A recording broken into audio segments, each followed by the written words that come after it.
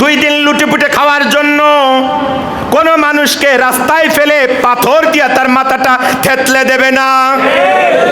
যারা তার দলের কর্মীকে এভাবে পাথর দিয়ে মাথা থেতলে দেয়, ওদের কাছে দেশ কোনোভাবেই নিরাপদ হতে পারে না। আর এই জাতীয় সন্ত্রাসীদেরকে এদেশে ক্ষমতায় বসানোর জন্য এই জুলাইয়ে 2000 ছেলে মেয়ে শহীদ হয় নাই। আমরা দীর্ঘদিন ধরে সাবধান করতেছি, নতুন করে চাঁদাবাজি, সন্ত্রাস, ধর্ষণ এগুলা বন্ধ করা উচিত। এখনো বলতেছি বন্ধ করো, কিন্তু যদি সহ্যের সীমা ছাড়িয়ে যায় তাহলে কিভাবে বন্ধ করা লাগে ওই ওষুধ কিন্তু আমাদের জানা আছে। সোজা কথা। তাহলে আজকে যদি আপনি নেতা নির্বাচন করতে যান, যেই নেতা নামাজ পড়ে না, সুদ খায়, ঘুষ খায়, মদ খায়, অন্য লোকে অন্যের মেয়ে লোক নিয়ে হোটেলে রাত কাটায়, চাঁদাবাজি করে, সন্ত্রাসী করে, খুন করে, ধর্ষণ করে, তাকে নেতা মানবেন আর আশুরা এসে আয়োজন করবেন? আপনার চাইতে বোকা একটাও হতে পারে না।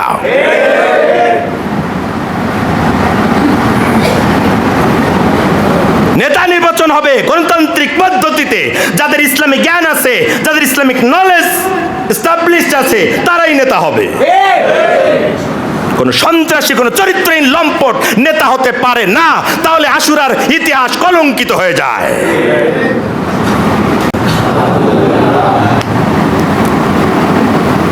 কেমন আছেন সবাই? আলহামদুলিল্লাহ। আমার কি একটু দেরি হয়ে গেল বোধহয় নাকি? যে একটু দেরি হওয়ার জন্য আমি দুঃখ প্রকাশ করছি।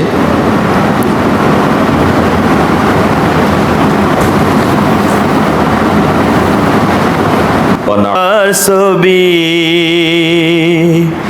ওগো নবী দোজাহানের সবার সেরা তুমি,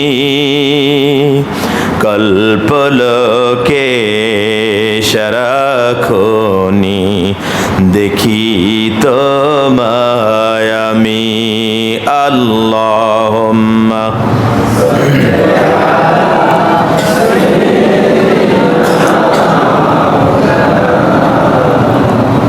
ওয়ালা আলি সাইয়্যিদিনা।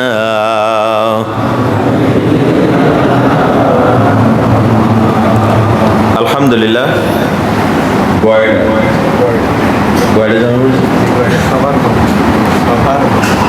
গয়ডা সবর মাঠ জামে মসজিদ কমিটি কর্তৃক আয়োজিত আজকের এই আশুরার গুরুত্ব তাৎপর্য শীর্ষক আলোচনার অনুষ্ঠানে প্রিয় পরিচালক, অত্র মসজিদের ইমাম হাফিজ জুবায়ের,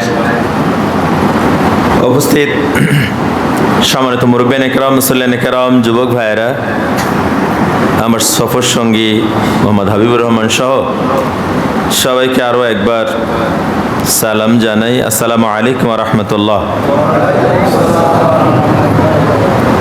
সম্মানিত ভাইয়েরা, আমরা আল্লাহ রাব্বুল ইজ্জত ওয়াল জালাল তার শুকরিয়া আদায় করতে চাই, যে মহান মনিব আমাদেরকে নিতান্ত দয়া করে, মায়া করে আজকের এই মহতী অনুষ্ঠানে অংশগ্রহণ করবার, আসবার, বসবার সুযোগ করে দিয়েছেন। সে মাবুদের জন্য আমরা শুকরিয়া আদায় করছি। আমরা বলছি আলহামদুলিল্লাহ। আর একটু খুশি হয়ে বলেন তো আলহামদুলিল্লাহ। আমরা আল্লাহ রাব্বুল আলামিনের আরো শুকরিয়া আদায় করছি এজন্য যে আল্লাহ রাব্বুল আলামিন আমাদেরকে সুস্থ রেখেছেন। আল্লাহ রাব্বুল আলামিন আমাদেরকে শারীরিক এবং মানসিক সুস্থতা দান করেছেন, ঠিক কি না? কেউ শারীরিক অসুস্থতার কারণে আসতে পারে নাই, সেই দিক দিয়ে আমরা সৌভাগ্যবান, ঠিক কি না? কিছু মানুষের মানসিক অসুস্থতার কারণে আসতে পারে নাই, সেই দিক দিয়েও আমরা গর্বিত, ঠিক কি না? তো আল্লাহ আমাদেরকে শারীরিক এবং মানসিক সুস্থতা দিয়ে কোরআনুল কারীমের এই মহতী আয়োজনে আমাদেরকে আসার সুযোগ করে দিলেন, সেজন্য আরো একবার বলছি আলহামদুলিল্লাহ। বিশ্ব নবীর প্রতি দুরূদ আর সালাম আমরা বলছি সাল্লাল্লাহু আলাইহি ওয়াসাল্লাম। রূহের মাগফিরাত কামনা করছি। আমাদের আপনজন প্রিয়জন যারা কবরবাসী, আল্লাহ রাব্বুল আলামিন তাদের সবাইকে মাফ করে দিয়ে জান্নাতুল ফেরদাউসের মেহমান হিসেবে কবুল করুন, বলি আল্লাহুম্মা আমিন। শহীদ ভাইদের শাহাদাতের সর্বোচ্চ মর্যাদা কামনা করছি। যারা রক্ত দিয়ে ইসলাম আমাদের পর্যন্ত পৌঁছে দিয়েছেন, আল্লাহ রাব্বুল আলামিন তাদেরকে জান্নাতের উচ্চ মাকাম দান করুন বলে আল্লাহুম্মা আমিন। বিশেষ করে 1 বছর পরে এসে সেই জুলাই বিপ্লবের আত্মাহুতি দানকারী একটা ফ্যাসিজমের হাত থেকে আমাদেরকে জীবন দিয়ে যারা নতুন স্বাধীনতা এনে দিয়ে গেল, সেই দুই সহস্রাধিক ছাত্র জনতার জন্য আল্লাহর কাছে আমরা ফরিয়াদ জানাই, রব্বুল আলামিন তাদেরকে শহীদ হিসাবে কবুল করুন বলে আল্লাহুম্মা আমিন। সম্মানিত ভাইরা, আমরা আরো দোয়া করতে চাই তাদের জন্য যারা এখনো আহত। আমাদের এই মুক্ত বাতাসে ঘুরতে যেয়ে যারা হাত হারিয়েছে, পা হারিয়েছে, চোখ হারিয়েছে, এখনো গুলির স্প্রিন্টার নিয়ে যারা প্রায় 20,000-এর উপরে ছাত্র জনতা যারা মানবেতর জীবনযাপন করছে, কষ্টের জীবনযাপন করছে, আমরা আল্লাহর কাছে ফরিয়াদ জানাই, রব্বুল আলামিন তাদের জীবনকে সহজ করে দিন বলে আল্লাহুম্মা আমিন। সম্মানিত ভাইরা, অনেক কথা আমাদের সামনে, আমরা এক এক করে বলবার চেষ্টা করব। অল্প সময়ের ভিতরে বেশি কথা বলা যায় যাতে আমরা সেই চেষ্টা করবো ইনশাআল্লাহ। ঠিক তো? আমরা অনেক লম্বা কথা বলবো না ইনশাআল্লাহ। ঘন্টাখানিক ধৈর্য ধরে বসা যাবে তো ইনশাআল্লাহ? 1 ঘন্টা? ঠিক তো? কয়টা বাজে এখন? 9:25। তাহলে আমরা সর্বোচ্চ 10:30টার মধ্যে শেষ করবো ইনশাআল্লাহ। আমরা চেষ্টা করি ইনশাআল্লাহ, তাই তো? এর আগে উঠে যাবেন কারা কারা? আমার পরে একটা বড় হুজুর আছে, ওই হুজুরের নাম কি বলেন তো? খিচুড়ি হুজুর। ওই হুজুরের মোলাকাত না করে কেউ যাবেন না, ঠিক তো? এরপর আমি মাওলানা এনামুল হাসান নূরকে আসতে বলেছি, সে যদি আসে আমরা একসাথে আরো মজা পাবো ইনশাল্লাহ। তার কথাও শোনার চেষ্টা করব। আসার জন্য ওয়াদা করেছে, যদিও তার অনেকগুলো প্রোগ্রাম আসবে না বলতেছিলাম, চেপে ধরলাম যে আসো, দেখা যায়। সম্মানিত ভাইরা, আমরা আজকে বসেছি আশুরা সম্পর্কে জানতে, তাই তো? আশুরা, আশুরা মানে হচ্ছে আশারা থেকে আশুরা, আশিরা থেকে আশুরা, দুটো ধাতু থেকেই আশুরা এসছে। আশুরা মানে হচ্ছে 10 বা ঘটনা বহুল 10, মানে হচ্ছে আশুরা কেন্দ্র করে পৃথিবীর ইতিহাসে, বিশেষ করে নবীদের জীবনে এমন কিছু ঘটনা ঘটেছে যে ঘটনাগুলোর ভিতরে উল্লেখযোগ্য 10টি ঘটনার সমন্বয় ঘটেছে এই আশুরার 10 তারিখে, সেজন্য এটাকে আশুরা বলা হয়। কোরআনুল কারীমের যে আয়াতটা আপনাদের সামনে তেলাওয়াত করেছি, সূরা তাওবার 36 নম্বর আয়াত, 9 নম্বর সূরা 36 নম্বর আয়াত, সেইখানে এই মুহররমের ব্যাপারে আল্লাহ রাব্বুল আলামিন কথা বলেছেন। সেটা হচ্ছে যে আল্লাহ রাব্বুল আলামিন এখানে বলছেন যে পৃথিবীর জন্মলগ্ন থেকে, আকাশ আর পৃথিবীর জন্মলগ্ন থেকে আল্লাহর কাছে মাসের হিসাব হচ্ছে 12টা। মাস কয়টা? 12টা। এর ভিতরে 4টা মাস হচ্ছে হারাম, পবিত্র। সে 4টা মাস কি? কে বলতে পারবেন 4টা মাস? না, জিলহজ গেলে তো মাঝখানতে বললে তো শেষ নম্বরে হইতেছেন। আরেকবার বলেন। জুলকদ, জুলহজ, মুহররম, এই 3টা হচ্ছে একসাথে। জুলকদ, জুলহজ, মুহররম, এটা 3টা একসাথে। আরেকটা হচ্ছে 7 নম্বর মাস রজব। এই 4 মাসে যুদ্ধ বিগ্রহ করা কি? নিষিদ্ধ। এটা জাহিলি যুগেও ওরা এটা মানত, কিন্তু আল্লাহ রাব্বুল আলামিন এইখানে কোরআনের আয়াত দিয়ে মাসের সংখ্যা 12টা করেছেন পৃথিবীর সূচনা লগ্ন থেকে। কেন?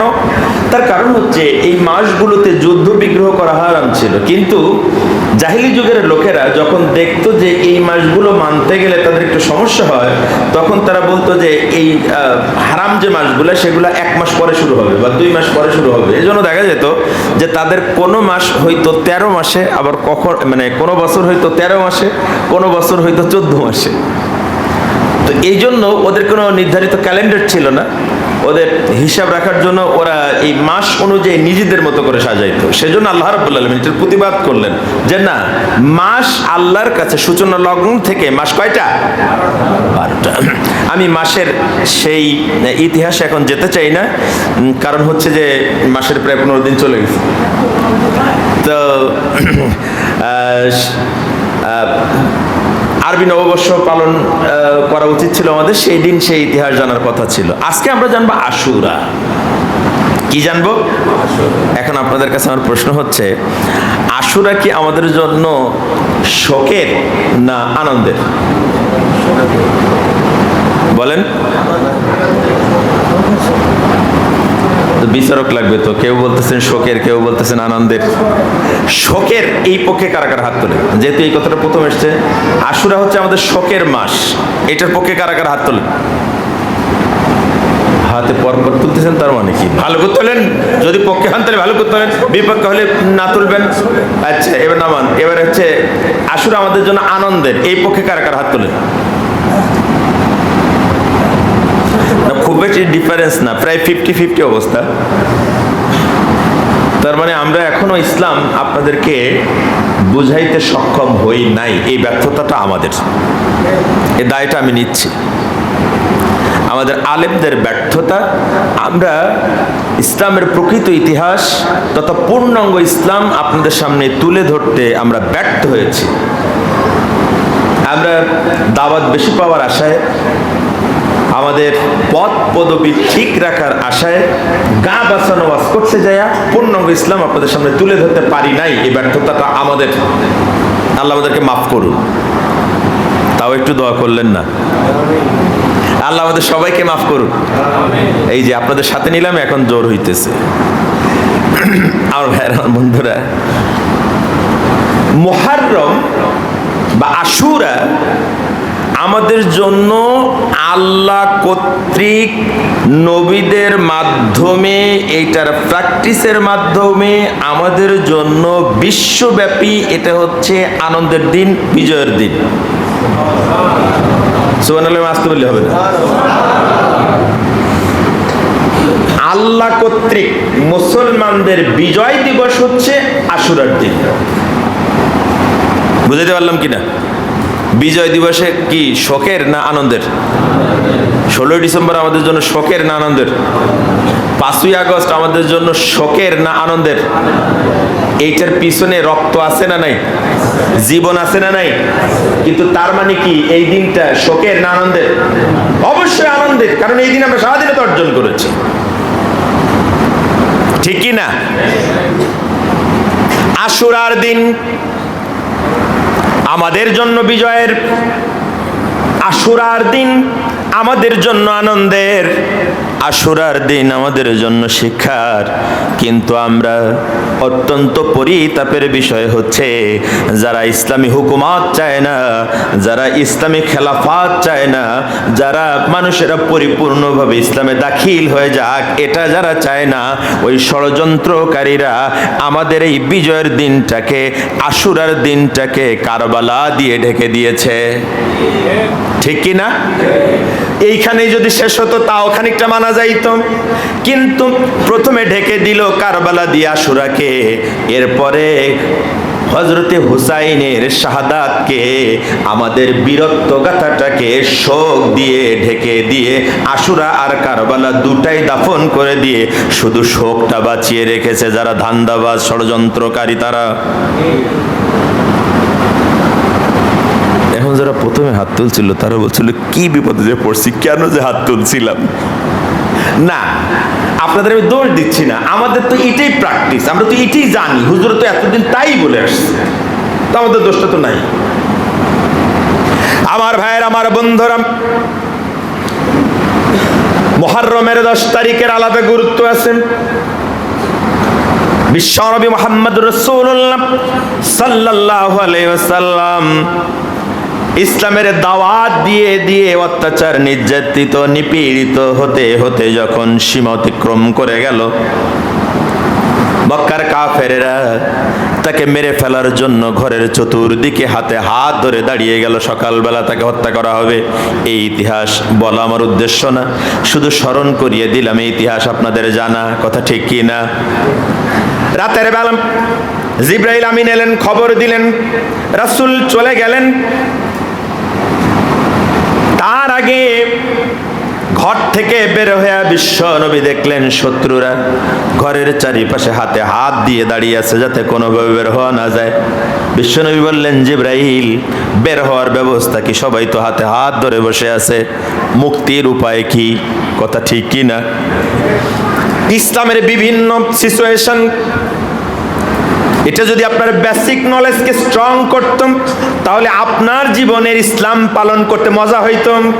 আপনি যখন বিপদে পড়েন, বিপদ থেকে যখন উদ্ধার হয়ে যান, তখন যদি এটা ভাবেন, তাহলে দেখবেন ইসলামের প্রথম যুগের ইতিহাসের সাথে আপনার এই ছোট্ট ঘটনাটার মিল আছে, ঠিক কি না? বিশ্বনবী ঘর থেকে বেরোনোর সুযোগ নেই, চতুর্দিকে আটকানো। এই রকমের একটা সিচুয়েশনে আমরাও ছিলাম কি না? শুধু শুনতাম 41 সালের আগে উপায় নেই, ভাবতাম 41 সাল আসার আগে হুজুরগুলো সব শেষ। ভাবটা তাই শুরু হয়েছিল এখন না? সত্যি কথা যেটা সেটা স্বীকার করা উচিত। কথা কর না কে রে ভাই? আমার ভাইয়ের, আমার বন্ধুরা, বিশ্বনবী বললেন, জিব্রাইল বেরিয়ে যাওয়ার উপায় কি? রব্বুল আলামিনের পক্ষ থেকে জিব্রাইল আমিন বললেন, ওগো নবী, এই যে এক মুষ্টি বালু জিব্রাইল আমিন রাসূলের হাতে উঠাই দিলেন, সাথে লজু পড়ে ফু দিয়া বিশ্ব নবী, এবার বলা হলো বালুটা আপনি ছড়িয়ে দেন। বিশ্ব নবী বালুটা সামনের দিকে ছড়িয়ে দিলেন, আর এই বালুটা চারিদিকে ডাইনে বায়ে সামনে পিছনে সকল কাফেরদের চোখে যাইয়া ঢুকলো। তাও সুবহানাল্লাহ কবেন না? রমাইতা ইজ রমাইতা ওয়ালাকিন্নাল্লাহ রামাম। আল্লাহ রাব্বুল আলামিন কোরআনে বলেন, ওগো নবী, যখন নিক্ষেপ করেছিলে তখন তুমি নিক্ষেপ করো নাই, আমি নিক্ষেপ করছিলাম। সুবহানাল্লাহ বলবেন না? তার কারণ হচ্ছে তুমি তো সামনে নিক্ষেপ করেছিলে। তুমি যদি তোমার নিক্ষিপ্ত ধুলায় যদি কাজ হইতো, তাহলে সামনের লোকগুলার চোখে ধুলা যাইতো, কিন্তু সকলের চোখে ধুলা পৌঁছে দেওয়ার কুদরতি ক্ষমতা আমি আল্লাহ গ্রহণ করেছি, ঠিক কি না? এই জন্য আমাদের বুঝে ওঠার আগে 5ই আগস্টের বিজয় হয়ে যায়, ঠিক কি না? আমার ভাইয়ের, আমার বন্ধুরা, বিশ্ব নবী মদিনায় চলে গেলেন, হিজরত করে মদিনায় চলে গেলেন। মদিনায় যাওয়ার পরে মক্কায় ছিল মুশরিকদের সংখ্যা বেশি, মূর্তি পূজকদের সংখ্যা বেশি, কিন্তু মদিনায় যখন গেলেন তখন মদিনায় পেয়ে গেলেন আল্লাহর ওহীতে বিশ্বাসী দুটো গ্রুপ, একটা হচ্ছে ইহুদি আর একটা খ্রিস্টান। ইহুদিদের কয়েকটা গ্রুপ পেলেন মদিনায় যায়, খ্রিস্টানদের একটা দুইটা গ্রুপ পেয়ে গেলেন যারা আল্লাহ বিশ্বাস করে।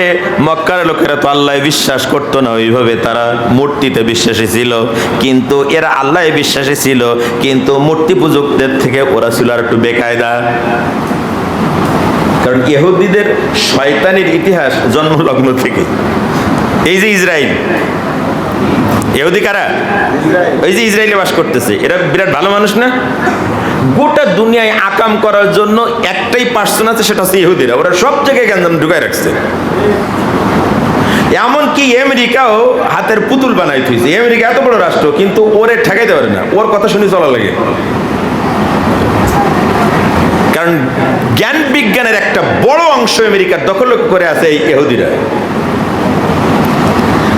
আমার ভাইয়ের, আমার বন্ধুরা, মদিনায় যে বিশ্বনবী দেখলেন ইহুদিরা 10ই মুহররমে সিয়াম পালন করে। নবীজি বললেন, ও ইহুদিরা, এই 10ই মুহররমে তোমরা কেন সিয়াম পালন করো?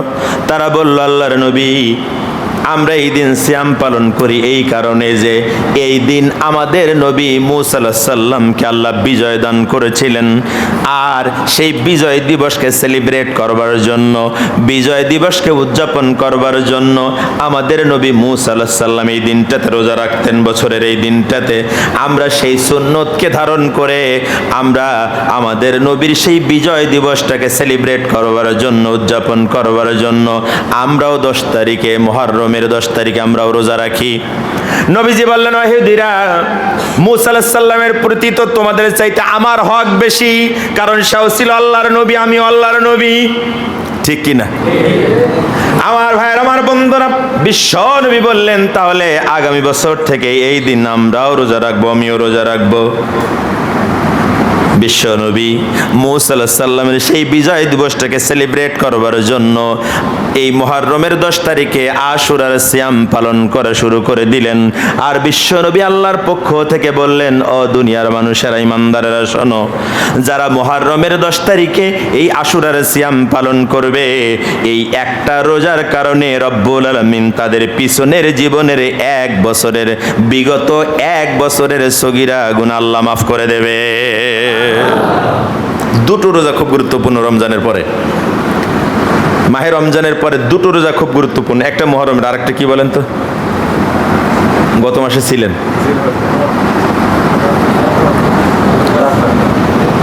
দুই একজন বলতেছেন, তো বাকিরা সাহস করে বলেন। আরাফা রোজা। কোনটা? আরাফা রোজা, যেদিন হাজিরা আরাফাতের ময়দানে সমবেত হয়ে বক্তব্য শোনে। ওই দিন যারা ওই মাঠে থাকে না, হজ করতে যায় নাই, তাদের জন্য রোজা রাখাটা কি সুন্নাহ। এবং এইটার ফজিলত আল্লাহ রাসূল বলেছেন যে আরাফার দিন যারা সিয়াম পালন করে, এই আরাফার সিয়ামের কারণে আল্লাহ রাব্বুল আলামিন বিগত 1 বছরের সগীরা গুনাহ মাফ করে দেন, এবং আগামী 1 বছরের সগীরা গুনাহ আগাম মাফ করে দেন। সুবহানাল্লাহ। তাহলে আরাফার রোজায় কয় বছর? 2 বছর। বিগত 1 বছর আর সামনের 1 বছর। আর মুহররমের রোজা বিগত 1 বছরের সগীরা গুনাহ মাফ। বলবেন যে সগীরা গুনাহ মাফ, তাহলে কবিরা গুনাহ কি হবে? কবিরা গুনাহ মাফ হওয়ার জন্য তাওবা শর্ত। কি শর্ত? তাওবা ছাড়া কবিরা গুনাহ মাফ হয় না। আবার এই যে আস্তাগফিরুল্লাহ আল্লাযী, এই আস্তাগফিরুল্লাহ রাব্বি মিন কুল্লি যামবি, ওইটা বললেই তো কবিরা গুনাহ মাফ হয়ে যায় নাকি? জি, তো আরেক গঞ্জামে ফেলাইলাম। তাহলে কি করতে হবে? এটা আমি মোনাজাতের আগে, মানে আলোচনা শেষ করার আগে এটা মনে করবেন। তওবার শর্ত হচ্ছে 5টা। কয়টা? এই 5টা শর্ত পূরণ করে তওবা করলে কবিরা গুনাহ মাফ হয়, নচেত মাফ হয় না। সে 5টা শর্ত কি? মোনাজাতের আগে বলবো, কারণ ওই সময় তওবা পড়াই না, ওই সময় মনে করে দিয়ে না আমারে। চলেন সামনে যাই। আশুরার দিন মুহররমের এই 10 তারিখে মুসা আলাইহিস সালামকে বিজয় দান করেছিলেন রব্বুল আলামিন ফেরাউনের বিরুদ্ধে। মনে আছে সেই কথা? আমরা আরেকটু পরে সেই ঘটনার বিস্তারিত রূপ জানার চেষ্টা করব। প্রাথমিক কথা হচ্ছে, মুহররম আমাদের জন্য শোকের নয়, মুহররম আমাদের জন্য বিজয়ের। পৃথিবীর সবচাইতে সন্ত্রাসী শাসক, যার কাছ থেকে গোটা দুনিয়ার শাসকেরা সন্ত্রাস শিখেছে, রাষ্ট্রীয়ভাবে সন্ত্রাস কিভাবে করা লাগে, রাষ্ট্রীয় পাওয়ারকে কাজে লাগায় কিভাবে মানুষের উপরে অত্যাচার করা যায়, কিভাবে মানুষদেরকে একেবারে নিজের পদতলে রাখা যায়, এই সিস্টেমটা যিনি শুরু করেছিলেন, এর স্বপ্নদ্রষ্টা এবং এর বাস্তবায়নকারী হচ্ছে মিস্টার ফেরাউন। কে? এজন্য আমরা আলেমরা দেখবেন প্রায় বলি, যারা রাষ্ট্রীয় ক্ষমতাকে অপব্যবহার করে মানুষের উপর অত্যাচার করে, আমরা বলি ওরা ফেরাউনের গোষ্ঠী। কেন? তার প্রমাণ একটু পরে। কেন পরে? তার কারণ হচ্ছে, আপনাদের মাথার মধ্যে এখনো চিন্তা কারবালা, হুজুর কারবালা বাদ দিয়ে ওই দিকে গেল বললে এটার কোনো গুরুত্ব নেই, ঠিক না? মাথার মধ্যে এখনো কারবালা ঘুরতেছে না? ওইটা একটু অপনোদন করে নিই, তারপরে সামনে যাই।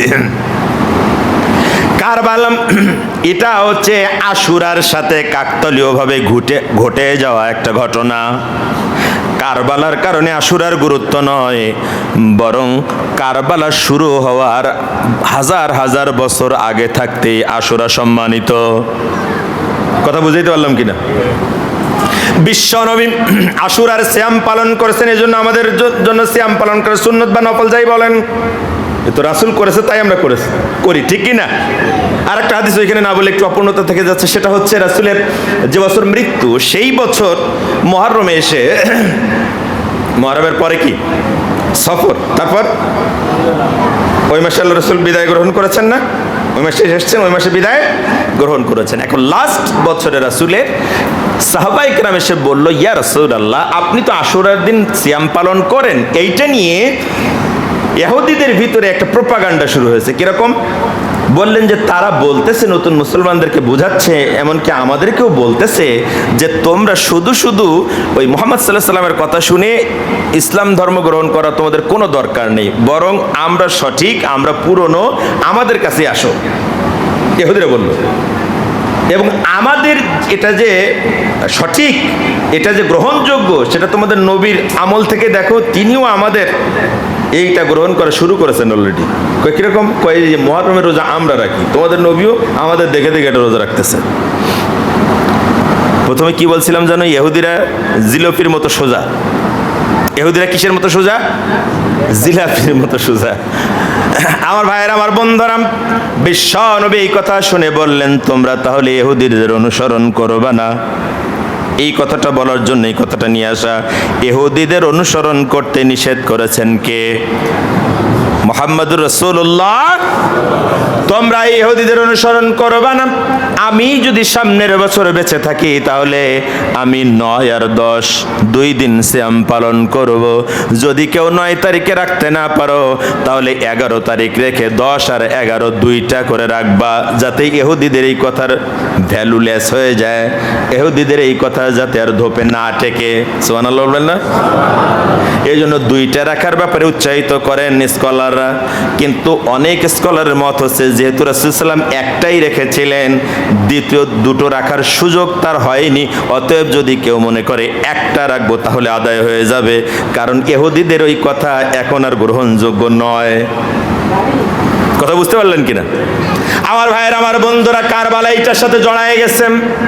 কারবালার কারণে আশুরা নয়, কারণ কারবালা রাসূলের মৃত্যুর 51 বছর পরে ঘটে যাওয়া একটা ঘটনা। কয় বছর পরে? কয় বছর পরে? কত হিজরিতে ঘটছে কারবালা? 61 হিজরিতে। কত হিজরিতে? 61 হিজরিতে। তার মানে রাসূলের হিজরতের পরে রাসূল বেঁচে ছিলেন কয় বছর? 10 বছর। কয় বছর? 10 বছর মদিনার জীবন। তারপরে তিনি ইন্তেকাল করেছেন। রাসূলের জন্মের 51 বছর পরে যায় কারবালার প্রান্তরে ইমাম হুসাইনের শাহাদাত। সেটা আমাদের জন্য কষ্টের, সেটা আমাদের জন্য অনেক বেদনার, অনেক কষ্টের। এটা আমরা ফিল করি, এটা আমরা বুঝি, এটা আমরা অনুভব করি। কিন্তু কথা হচ্ছে এই জায়গায় হযরতে হুসাইন রাদিয়াল্লাহু আনহু কেন কারবালার প্রান্তরে শাহাদাত বরণ করলেন, তার মূল ইতিহাসটা মুসলমানেরা জানে না, বরং মুসলমানেরা জানে হযরতে হুসাইন শাহাদাত বরণ করলো, পানি পায় নাই, ইয়াজিদ পানি বন্ধ করে দিছিল। কি কষ্ট! কষ্ট তো অবশ্যই কষ্ট তো, কারণ এ হচ্ছে সেই হুসাইন, যেই হুসাইন তার শরীরে এমন কোন জায়গা ছিল না যেই জায়গায় রাসূলের ঠোঁটের চুমা পড়ে নাই। আল্লাহু আকবার! এত ভালোবাসতেন হুসাইনকে বিশ্ব নবী। হযরতে হুসাইন একদিন এসে বললেন, মদিনার প্রেসিডেন্ট মুহাম্মদুর রাসূলুল্লাহ সাল্লাল্লাহু আলাইহি ওয়াসাল্লাম তার নানা এসে একদিন মদিনার জীবনে হযরতে হুসাইন এসে বলতেছেন, নানাজি, আমার ঘোড়ায় চড়তে বড় মন চায়, আমাকে একটা ঘোড়া কিনে দেন। কার কাছে বলতেছে? হ্যাঁ, তারপরে কার কাছে? মদিনার প্রেসিডেন্টের কাছে। নানা তখন কি? হুসাইনের নানা তখন কি? মদিনার প্রেসিডেন্ট। পৃথিবীর ইতিহাসে প্রথম ইসলামের রাষ্ট্র মদিনা, সেই মদিনার প্রেসিডেন্ট হচ্ছেন মুহাম্মদুর রাসূলুল্লাহ সাল্লাল্লাহু আলাইহি ওয়াসাল্লাম। নাতি যারা কলিজা দিয়ে ভালোবাসেন, যে নাতিদের সম্পর্কে বিশ্বনবী বলেছেন, যারা হাসান হুসাইনকে ভালোবাসে তারা যেন আমি নবী আমাকে ভালোবাসে, আর যারা আমি নবী আমাকে ভালোবাসে আল্লাহ রাব্বুল আলামিনকে তাদের ভালোবাসা হয়ে যায়, আর এই ভালোবাসার কারণে আল্লাহ তাদেরকে জান্নাত দান করবেন। কথার গুরুত্ব বোঝেন? সেই হুসাইন রাদিয়াল্লাহু তাআলা আনহু বলতেছেন, না না, ঘোড়ায় চড়তে বড় মন চায়, তুমি আমার জন্য একটা ঘোড়ার ব্যবস্থা করে যাও। মদিনার প্রেসিডেন্ট মুহাম্মদুর রাসূলুল্লাহ সাল্লাল্লাহু আলাইহি ওয়াসাল্লাম নিজে হাত আর হাঁটুর উপরে উপুড় হইয়া ঘাড়ের রুমালটা এক মাথা দাঁত দিয়ে কামড়ে ধরে আর এক মাথা পিঠের উপরে উঠাই দিলেন, আর কলিজার টুকরা নাতি হযরতে হুসাইনকে পিঠের উপরে উঠাই নিলেন, হাতে রুমাল নামক এই লাগামটা ধরাই দিলেন, আর বললেন, নানা তুমি, তোমার নানা এমন গরিব মানুষ, ঘোড়া কিনে দেওয়ার মতো টাকা তার কাছে নাই, কিন্তু ঘোড়া চড়ার আনন্দ থেকে আমি তোমাদেরকে মাহরুম করতে চাই না। আমার পিঠের উপরে বসো আর ঘোড়া চড়ার আনন্দ তোমরা উপভোগ করো।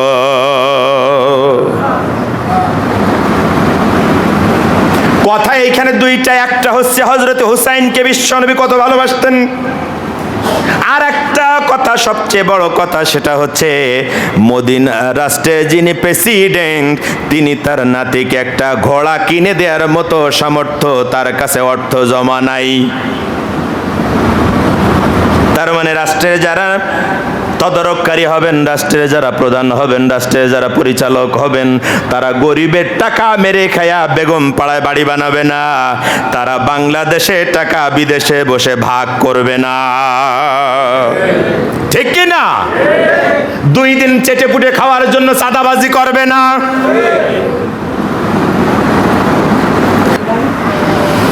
আমার ভাইয়ের, আমার বন্ধুরা, বিশ্বনবী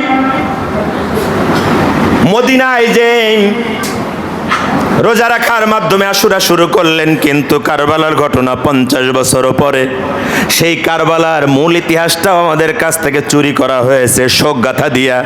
হযরতে হুসাইন রাসূলের প্রিয় কলিজার টুকরা, বিশ্ব নবী বললেন জান্নাতে যুবকদের সর্দার হবে 2 ছেলে, একজন হচ্ছে হাসান আর একজন হচ্ছে হুসাইন। সম্মান কম না বেশি? কিন্তু আমার ভাইয়েরা, হযরত হুসাইনের এই শাহাদাত দিবসকে কেন্দ্র করে কেন শোক পালন করার নীতি হলো? ইসলামে তো শোক পালন করবার মতো, জন্মদিবস পালন করবার মতো কোনো দিন তো ইসলামে নাই। আমরা পাইলাম কোত্থাইকা? কথা বুঝতেছেন আমার? সেই হোসাইন কারবালার প্রান্তরে গেলেন, পানি বন্ধ করে দিল, তারপরে মাত্র 72 জন লোক পরিবারের 7000 সৈন্য ইয়াজিদের পক্ষ থেকে আসলো। প্রথমে 4000, তারপরে 3000, 7000 লোক 70 জনের বিরুদ্ধে যুদ্ধ করা লাগে নাকি? তারপরও হযরতে হুসাইন মাথা নত করেন নাই। মাথা নত না করে জিহাদি চেতনায় উদ্বুদ্ধ হয়ে পরিবারতন্ত্রের বিরুদ্ধে, রাজতন্ত্রের বিরুদ্ধে, ইসলামের নেতৃত্ব পরিবর্তনের সিস্টেমকে বাধাগ্রস্তকারী ইয়াজিদের কাছে মাথা নত না কইরা মাত্র পরিবারের কয়েকজন সদস্য নিয়ে জিহাদ করে শাহাদাত বরণ করেছেন, কিন্তু জালিমের কাছে, রাজতন্ত্রের কাছে, পরিবারতন্ত্রের কাছে মাথা নত করে নাই। তাকে এমন নির্মমভাবে শাহাদাত বরণ করিয়ে দেওয়া হলো, তার কল্লাটা কেটে বর্ষার মাথায় বিধিয়ে তারপরে নিয়ে দামেস্কে ইয়াজিদের সামনে হাজির করা হলো। এত অপমানজনকভাবে তাকে উপস্থাপন করা হলো। কিন্তু আমার ভাইয়েরা, সেই ইয়াজিদ 2.5 বছরের মাথায় শেষ। কথা ঠিক কিনা?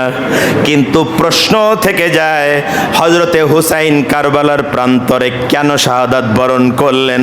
কেন ইয়াজিদকে মানলেন না? ইয়াজিদের নেতৃত্ব মেনে নিলে হুসাইনের অসুবিধাটা কি ছিল? কথা তো ওখানেই, ঠিক কিনা? কারবালার প্রান্তরে নির্মমভাবে তার ছোট্ট দুধের বাচ্চা সহ তার পরিবার পরিজনের স্ত্রী এবং পুরুষ, নারী এবং পুরুষ সহ প্রায় 72 জন মানুষ শাহাদাত বরণ করলেন, ঠিক কি না? কেন? ছোট্ট বাচ্চাটা কোলে করে নিয়ে গেলেন, একটু পানি দাও। তারা পানি দিল না, বিষাক্ত তীর নিক্ষেপ করলো হোসাইনের দিকে লক্ষ্য করে। সেই তীর এসে ছোট্ট বাচ্চাটার বুক দিয়ে ঢুকে পিঠ দিয়ে বের হয়ে গেল। এরপরও এই 70 জন লোক নিয়ে যে 7000-এর বিরুদ্ধে লড়াই করে জেতা যাবে না, এটা হোসাইন জানতেন না? জানতেন না? কথা বলেন না কেন?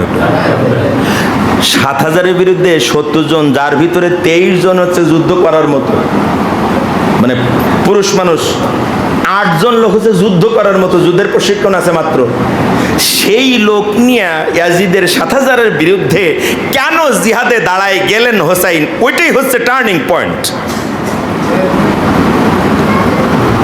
ওইটার কারণে হোসাইন এখনো গ্রামে গ্রামে আছে, আর গোটা পৃথিবীতে ইয়াজিদ, বুঝতে পারেন মনে হয় প্রত্যেক গ্রামের 2-1টা হোসাইন নাম পাওয়া যায় কিনা, হোসেন নামে 2-1টা প্রত্যেক গ্রামে আছে কিনা, ইয়াজিদ নামে সারা পৃথিবীতে কেউ আছে? মূল কারণটা তো এখানে। হযরতে হুসাইন রাদিয়াল্লাহু আনহু যে কারণে ইয়াজিদকে মানতে পারে নাই, সেটা হচ্ছে বিশ্বনবী সাল্লাল্লাহু আলাইহি সাল্লাম পৃথিবীর ইতিহাসে একটা গঠনমূলক রাষ্ট্র ব্যবস্থা কায়েম করলেন, একটা নতুন রাজনৈতিক সংস্কৃতি বিল্ড আপ করলেন, একটা নতুন রাজনৈতিক চিন্তা চেতনা জন্ম দিলেন, যেটা গোটা পৃথিবীতে ছিল না, আরবদের মাথায় তো ছিল না। কথা বুঝতেছেন আমার? সেই মদিনার রাষ্ট্র হিজরতের পর থেকে শুরু হলো। 10 বছর ধরে বিশ্ব নবী রাজনীতি দিলেন, সমাজনীতি দিলেন, চুক্তিনীতি দিলেন, বন্দিনীতি দিলেন, অর্থনীতি দিলেন, সংস্কৃতি দিলেন, সব কিছুকে সাজাইয়া যখন মদিনার রাষ্ট্রের প্রেসিডেন্ট, তখন বাইরের আরো ছোটখাটো রাষ্ট্র যেগুলো ছিল, ওইখানে রাষ্ট্রীয় ব্যবস্থা এরকম সুন্দর কোনো ব্যবস্থা ছিল না, সিস্টেমেটিক্যাল ওয়ে ছিল না। সেইখানে ছিল রক্তের উপরে ভিত্তি করে, শক্তির উপরে শক্তি, যার ক্ষমতা তার, আর বিজয় লাভ করবে যারা, ওরা যা বলবে ওইভাবেই চলা লাগবে। এটাই ছিল তার রাজনীতি, এটাই ছিল ওদের নিয়ম।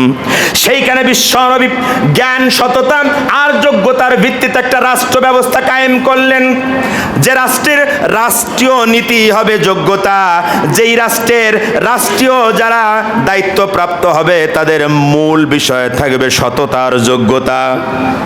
ও কোন গোষ্ঠীর কোন পরিবারের এটা বিষয় হবে না। বিশ্বনবী 10 বছরের রাজনৈতিক জীবন শেষ করলেন, কিন্তু আমার বিশ্বনবী যখন ইন্তেকাল করলেন, তখন পরবর্তী খলিফা কে হবে তা বলে গেলেন না। গেছিলেন নাকি? কথা কয় না, বলে গেছিলেন? জানি না তো আমরা। এই পৃথিবীর কোনো ইতিহাসে লেখা নাই, বা ইসলামের যারা শত্রু তারাও বলে না যে বিশ্বনবী সাল্লাল্লাহু আলাইহি সাল্লাম যখন ইন্তেকাল করবেন তার আগে খলিফা নিযুক্ত করে গেলেন যে আমার পরে রাষ্ট্রীয় দায়িত্ব এ পালন করবে, এরকম কারণ নাম বিশ্বনবী সাল্লাল্লাহু আলাইহি সাল্লাম বলে যান নাই। ঠিক কি না? আচ্ছা ধরে নেন যদি উনি বলে যাইতেন, তাহলে আমাদের কি কোনো আপত্তি ছিল? আমরা নির্দ্বিধায় নিঃসংকোচে ভালোবেসে সেটা মানতাম কিনা? যে রাসূল বলে গেছে মানতেই হবে, কথা ঠিক কি না? সেই অধিকার তার ছিল নাকি ছিল না? তিনি যদি সেই সিদ্ধান্ত নিতেন, আল্লাহ কি আপত্তি করতেন? না, করতেন না। কিন্তু করেন নাই, কারণ একটা রাজনৈতিক সিস্টেম বিল্ড আপ করবার জন্য 23 বছর সাধনা করেছেন, যে রাজনৈতিক ব্যবস্থা শুধু দেশের মালিক হবে না, বরং প্রজাতন্ত্রের সেবক হবে, জনগণের পাই টু পাই অধিকার বুঝিয়ে দেবে। কথা ঠিক কিনা বলেন? বিশ্বনবী ইন্তেকাল করবার পর ইন্তেকাল হয়ে গেল, এখন নেতা কে হবে এটা নিয়ে শুরু হয়ে গেল বিভিন্ন রকমের মতামত। বিশ্বনবী হযরত আয়েশার ঘরে মৃত্যুবরণ করে তার লাশ মোবারক পড়ে আছে, আর বাইরে নেতা নির্বাচনের জন্য মানুষের আলোচনা করতেছে। তার মানে ইসলাম এক মুহূর্তের জন্য নেতৃত্বের বাইরে থাকতে পারে না। আল্লাহ রাসূল বলেছেন 3 জন যদি কোনো জায়গায় যাও, একজনের নেতা বানায় নাও, নেতৃত্বের অনুসরণ করে চলতে হবে, তাহলে বিশৃঙ্খলা হবে না। কিন্তু যদি সবাই নেতা হতে যাও, তাহলে মারামারি আছে না নাই? গ্রুপিং আছে না নাই? এই গ্রুপ ওই গ্রুপে হত্যা করা আছে না নাই? ওই গ্রুপ এই গ্রুপের ঠ্যাং ভেঙে দেওয়া আছে না নাই? সাদা নিয়ে একই বাজারে 3 নেতার মারামারি আছে না নাই? ইসলামের রাজনীতিতে এটা হতে পারবে না, নাই। তার প্রমাণ দিয়ে গেলেন বিশ্বনবী হযরতে মুহাম্মদ রাসূলুল্লাহ সাল্লাল্লাহু আলাইহি সাল্লামের লাশ মোবারক আলীর ঘরে, হযরতে আয়েশার ঘরে দাফন এখনো হয় নাই। বাইরে আলোচনা উঠলো বিশ্বনবীর দাফন হবে কার নেতৃত্বে, নেতা আগে নির্বাচন করো। প্রথম দিন একটু শোকে কাটলো, দ্বিতীয় দিন এই আলোচনা মাথা চাড়া দিয়ে উঠলো। 4টা প্রস্তাব এলো, ভালো করে বুঝবেন, এটা জানা দরকার। বর্তমান সিচুয়েশন অনুযায়ী আপনার ইমানিয়াতের বেসিক নলেজকে স্ট্রং করবার জন্য এইটা আপনার মেমোরিতে ডাউনলোড করে দিচ্ছি, খেয়াল করেন আমার ভাইয়ের, আমার বন্ধুরা। লোকেরা আলোচনা শুরু করল, এখন নেতা যদি হয় বিশ্ব নবীর যেই গোষ্ঠী, কোরাইশ গোষ্ঠী, তার ভিতর থেকে হোক, বনি হাশিম, বনি মুত্তালিবের বনি আব্দুল মুত্তালিবের গোষ্ঠী থেকে কেউ নেতা হোক, যোগ্যতা সম্পন্ন লোকের কোনো অভাব নাই, যেহেতু এই গোষ্ঠীতে নবী এসছে। 2 নম্বর প্রস্তাব হলো না, যারা মুহাজির, যারা আনসার, মদিনায় যারা মুসলমানদেরকে আশ্রয় দিয়েছে, জমি জায়গা ছেড়ে দিয়েছে, এমনকি নিজেদের 2টো স্ত্রী থাকলে 1টা স্ত্রী পর্যন্ত ত্যাগ করেছে মুসলমান ভাইয়ের জন্য, তারা ইসলামকে আশ্রয় না দিলে আজকের ইসলামী রাষ্ট্র কায়েম হতো না। অতএব পরবর্তী নেতা আনসারদের ভিতর থেকে হওয়া উচিত, যোগ্যতা সম্পন্ন লোকের কোনো অভাব নাই। প্রস্তাব হলো কয়টা? 3 নম্বর প্রস্তাব মুহাজিরদের ভিতর থেকে হোক, তার কারণ মক্কা থেকে বউ বাচ্চা, মা, জমি জায়গা, ঘর বাড়ি সব ছেড়ে শুধুমাত্র ইসলামের জন্য, যেই মানুষটা ছিল বড় লোক, খালি হাতে মদিনায় গিয়ে থাকার জায়গা নেই, মসজিদে নববীতে থাকে আসহাবে সুফার লোকেরা, তাদের ভিতর থেকে কেউ নেতা হোক, যোগ্যতা সম্পন্ন লোকের অভাব নাই। এই 3 প্রস্তাবকে ঢেকে দিয়ে দ্বিতীয় দিনের শেষের দিকে বারাতে একটা প্রস্তাব সবার উপরে চলে আসলো। সবার ভিতরে এই 3টা বাদ পড়ে যায়, আর 2টো নাম বেশি করে উচ্চারিত হতে থাকলো। সবাই বলল নেতা হয়তো আবু বকর হবে, না হয় হযরতে ওমর নেতা হবে। স্পষ্ট 2 ভাগ হয়ে গেল তৃতীয় দিনের সকালবেলা। এমনকি মুখোমুখি অবস্থান, একজন আর একজনের পক্ষ নিয়ে বলতেছে আবু বকর সেরা, আরেক গ্রুপ বলতেছে ওমর সেরা। মুখোমুখি অবস্থান, নেতৃত্ব নিয়ে, বুঝতেছেন না? নেতা হতে যে কি কি করা লাগে এটা এখন বুঝতেছেন না? অনেকে আছেন না প্র্যাকটিক্যাল ময়দানে, এখন ওইটাই বলতেছি আর কি। আমার ভাইয়ের, আমার বন্ধুরা, কি রে? আচ্ছা, এইটা বন্ধ করে দেন তাহলে। আচ্ছা ঠিক আছে, তোমাকে ধন্যবাদ। আমার ভাইয়েরা, না আর বন্ধ করা লাগবে না, ওটা টেনে নিয়েছে, থাক। আমার ভাইয়ের, আমার বন্ধুরা, খেয়াল করেন, এই মনোযোগ এদিকে, মনোযোগ এইদিকে, ওদিকে মনোযোগ দেওয়া যাবে না। একটুখানি বাড়ি লাগছে, কি হয়েছে? গুলি তো আসে নাই এখনো, আসছে নাকি? এত ভয় পেতেছেন কি? আমার ভাইয়ের, আমার বন্ধুরা, খেয়াল করেন, 2টো প্রস্তাব মাথা চাওয়া দিয়ে উঠলাম। আবু বকরও বলেন এই আমার পক্ষে ভোট চাও, ওমরে ফারুক রাদিয়াল্লাহু আনহু বলেন নাই আমার পক্ষে জনমত গ্রহণ করো। কিন্তু নিজেরা নিজেদের বিবেক থেকে 2 জনের নাম ঘোষণা করতেছে, আবু বকর হোক আর একদিকে ওমর। তৃতীয় দিন সকালবেলা এমন অবস্থা ঘটলো, এক পক্ষ আরেক পক্ষের সাথে যেন মুখোমুখি অবস্থা, মারামারি বেঁধে যায় অবস্থা। ওমরে ফারুক বুঝতে পেরে আর দেরি করলেন না, নিজে তাড়াতাড়ি করে এগিয়ে যে হযরতে আবু বকরের হাত নিজে টেনে সামনে নিয়ে তার হাতটা আবু বকরের হাতের উপরে রেখে হযরত ওমরে ফারুক আবু বকর সিদ্দিক রাদিয়াল্লাহু তাআলা আনহুর কাছে বায়াত গ্রহণ করলেন। 2 পক্ষ ছিল মুখোমুখি। হযরত ওমরে ফারুক রাদিয়াল্লাহু আনহু যখন হযরত আবু বকর সিদ্দিক রাদিয়াল্লাহু আনহুকে নেতা মেনে নিলেন, পরবর্তী খলিফা মেনে নিলেন, কোনো টু শব্দ নেই, কোনো গ্রুপিং নাই, কোনো কথা নেই। এবার লাইন ধরে সবাই হযরত আবু বকরের হাতে বায়াত নিয়ে তাকে খলিফা মেনে নিয়েছে। এটাই ইসলাম। এটা কি? তাহলে আমরা নেতৃত্ব পরিবর্তনের একটা পেলাম প্রথম, সেটা হচ্ছে পূর্ববর্তী নেতা কারো প্রস্তাব করে যাবেন না, বরং যারা থাকবে জ্ঞানবান তাদের ভিতর থেকে আলোচনা সাপেক্ষে সবাই মিলে যারা যোগ্যতা সম্পন্ন মনে করবে সে হবে নেতা। এটা হচ্ছে নেতা নির্বাচনের প্রথম অংশ। মনোযোগ আছে আমার দিকে? হযরতে আবু বকর রাদিয়াল্লাহু আনহু 2.5 বছর চালাইলেন, এরপরে মৃত্যুবরণ করলেন। আবু বকর সিদ্দিক রাদিয়াল্লাহু আনহু মৃত্যুর আগে বলে গেলেন, যেহেতু ওমরের নাম আমার সাথে প্রথম খলিফা হওয়ার দৌড়েছিলেন না উনি, উচ্চারিত হয়েছিল সাহাবীদের মধ্য থেকে, আমি তোমাদের পরামর্শ দিয়ে গেলাম, প্রস্তাব করে গেলাম, মানতেই হবে এমনটা না, আমি প্রস্তাব করে গেলাম, আমার পরে যদি ওমর খলিফা হয় তাহলে মুসলিম জাহানের জন্য ভালো হবে, তোমরা ভেবে দেখো। তার মানে চাপাই দিয়ে যাবে না, কথা ঠিক কি না? প্রস্তাব করে যাবেন, কিন্তু সেই প্রস্তাব আবার নিজের বংশের জন্য, নিজের ভাই বা ছেলের জন্য হবে না। আবু বকর সিদ্দিক রাদিয়াল্লাহু আনহুর সন্তান আব্দুল্লাহ বড় মুহাদ্দিস, যোগ্যতার কোনো অভাব নাই, রাষ্ট্র পরিচালনার যোগ্যতাও ছিল, কিন্তু আবু বকর সিদ্দিক রাদিয়াল্লাহু আনহু তার ছেলের নাম প্রস্তাব করেন নাই। ওমরের প্রস্তাব করে গেলেন, সবাই সেটা মানলেন। হযরত ওমর 6 বছর চালাইলেন, তাকে আঘাত করা হলো নামাজের ভিতরে, সেই ইতিহাস আপনাদের জানা। অসুস্থ অবস্থায় যখন পড়ে গেলেন, তখন তিনি বললেন, দেখো তোমাদের পরবর্তী খলিফা কে হবে সেইটা নিয়ে যাতে ঝামেলা না হয়, সেজন্য তিনি 7 জনের একটা প্যানেল তৈরি করলেন। কয়জনের?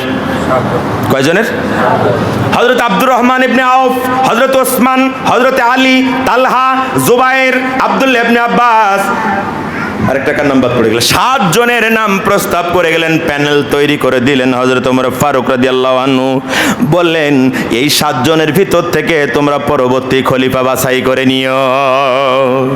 প্রথম ব্যক্তি হযরত আব্দুর রহমান ইবনে আউফ রাদিয়াল্লাহু আনহু, তিনি বললেন, আমি খলিফা হতে চাই না, নিজের থেকে আমি মাইনাস হয়ে গেলাম। লোকেরা বলল, তাহলে তুমি নির্বাচন কমিশনার।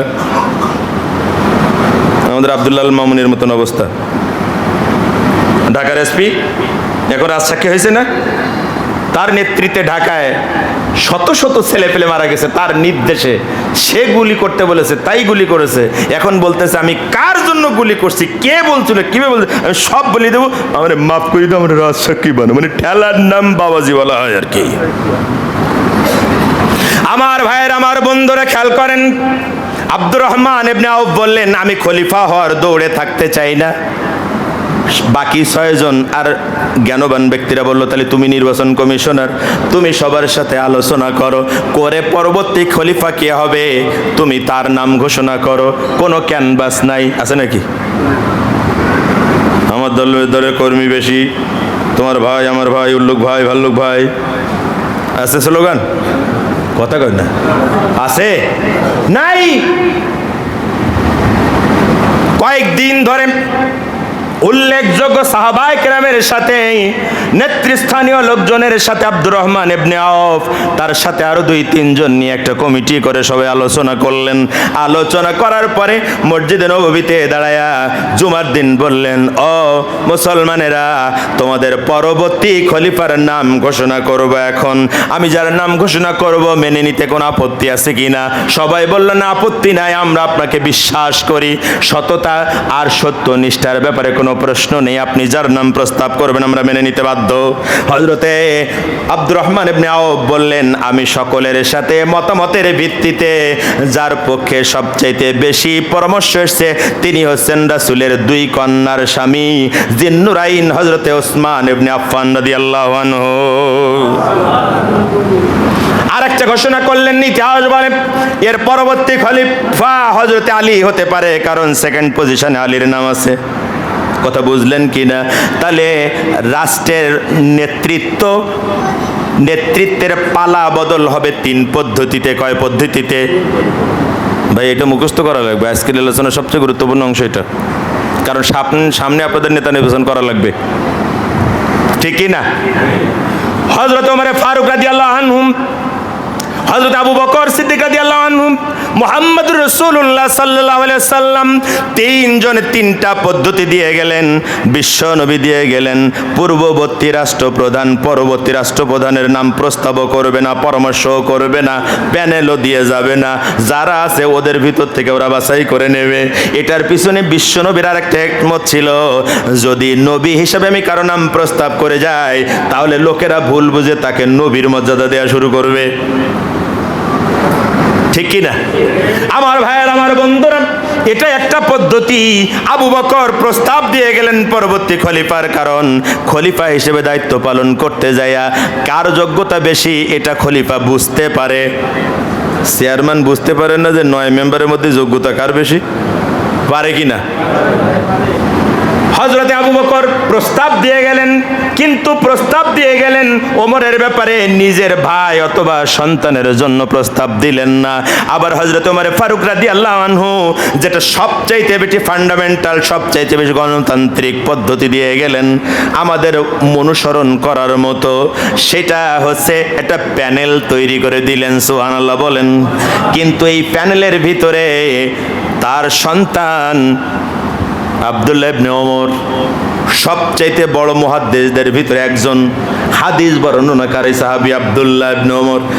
ওমরের পুত্র আব্দুল্লাহ, যোগ্যতার বিচারে তার যোগ্যতা শতভাগ আছে, কিন্তু যেই 7 জনের প্যানেল তৈরি করে দিলেন হযরত ওমর ফারুক রাদিয়াল্লাহু আনহু, সেই প্যানেলের ভিতরে নিজের সন্তানের নাম লেখেন নাই এবং বলে গেলেন, খবরদার এই 7 জনের বাইরে আমার সন্তানের নাম কেউ খলিফা হওয়ার জন্য প্রস্তাবও করবা না।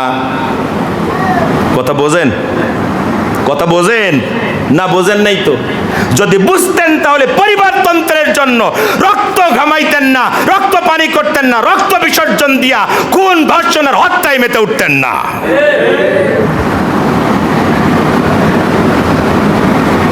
রাজনীতির চালিকা শক্তি নেতৃত্বের পরিবর্তনের মাধ্যমে, কথা ঠিক কিনা? বাংলাদেশের কপাল পুড়েছে 28 অক্টোবর দিয়া। সেদিন গণতন্ত্রকে হত্যা করা হয়েছিল লগিয়ার বইটা দিয়া, মানুষ পিটাইয়া। পরবর্তীতে ইঞ্জিনিয়ারিং এর মাধ্যমে ইলেকশনে জয়লাভ করেছে, তার উপরে ভোট আর হয় নাই। এখন নতুন করে আবার ষড়যন্ত্র, কোন দিকে না যাই আমরা। কথা ঠিক কিনা? তার মানে নেতৃত্বের পরিবর্তন হচ্ছে আমাদের কপাল পড়ার সবচাইতে বড় কারণ। অথচ ইতিহাস, ইসলামের ইতিহাস, ইসলাম আমাদেরকে নেতৃত্ব পরিবর্তনের কত চমৎকার ব্যবস্থা দিয়ে গেলেন। ঠিক কিনা বলেন? আমার ভাইয়ের, আমার বন্ধুরা, হযরত ওসমান শাহাদাতের পরে হযরত আলী রাদিয়াল্লাহু আনহু খলিফা হলেন, কিন্তু ওসমানের হত্যার বিচারের জন্য উমাইয়ারা প্রচণ্ড দাবি তুলল এবং অস্থিরতা সৃষ্টি করলো। একটা সময় 4.5 বছর পরে হযরত আলী রাদিয়াল্লাহু আনহু শাহাদাত বরণ করলেন। এখান থেকেই বিপত্তি শুরু হয়ে গেল। দামেস্কের লোকেরা হযরতে মুয়াবিয়া রাদিয়াল্লাহু আনহুর হাতে বায়াত নিলেন, অসংখ্য সাহাবীরা বায়াত নিলেন যে আপনি খলিফা হন। এদিকে মক্কার মদিনার লোকেরা হযরতে হাসানের হাতে বায়াত নিলেন যে আপনি খলিফা হন। কথা বুঝতেছেন আমার? 2 জায়গায় ইসলামী রাষ্ট্রে খলিফা হবে কয়জন? হয়েছে কয়জন? মক্কা মদিনা নিয়ে হযরতে হাসান, আর দামেস্ক সহ আলাদা অংশ নিয়ে হযরতে মুয়াবিয়া রাদিয়াল্লাহু আনহু। কয় মাস যাওয়ার পরে হযরতে হাসান রাদিয়াল্লাহু আনহু বললেন, ও মুসলমানেরা, আমার নানার ইসলাম দুভাগ হয়ে যাক, আর এইটা নিয়ে বিতর্ক সৃষ্টি হোক, আমি তা চাই না। সেজন্য আমি খেলাফতের দায়িত্ব থেকে সরে গেলাম। আমি হযরতে মুয়াবিয়া রাদিয়াল্লাহু আনহুকে খলিফা হিসেবে মেনে নিলাম। 20 বছর, কয় বছর? 20 বছর হযরতে মুয়াবিয়া রাদিয়াল্লাহু তাআলা আনহু খেলাফতের দায়িত্ব পালন করলেন, আমিরের দায়িত্ব পালন করলেন। আধুনিক কালের যে নৌবাহিনী, আধুনিক কালের যে পুলিশ বাহিনী, এই সব বাহিনীর স্রষ্টা হচ্ছে মুয়াবিয়া রাদিয়াল্লাহু আনহু। তিনি সৃষ্টি করেছেন এই বাহিনীগুলা। আজকের এটার আধুনিক রূপ। ভালোভাবে ইসলামী রাষ্ট্র চালাইলেন 20 বছর, কিন্তু বিপত্তি দেখা গেল। সে মৃত্যুবরণ করার পরে খলিফা কে হবে? তার পাশের লোকেরা পরামর্শ দিল যে তোমার ছেলেরে বানাই থুয়ে যাও। কথা বুঝলেন? তিনি কি মনে করলেন? তাদের পরামর্শ অনুযায়ী এদের নাম প্রস্তাব করে গেলেন। বিভিন্ন জায়গায় চিঠি লিখে পয়গাম পাঠাইলেন ইয়াজিদের পক্ষে, যাতে বায়াত গ্রহণ করে, কিন্তু মক্কা মদিনার লোকেরা মানল না, বাকিরা অনেকেই মেনে নিল। তার মৃত্যুর পরে এখন ইয়াজিদ দামেস্কের খেলাফতের দায়িত্ব, আমিরের দায়িত্ব গ্রহণ করেছে। অন্যদিকে মক্কা মদিনার লোকেরা তারে মানে না।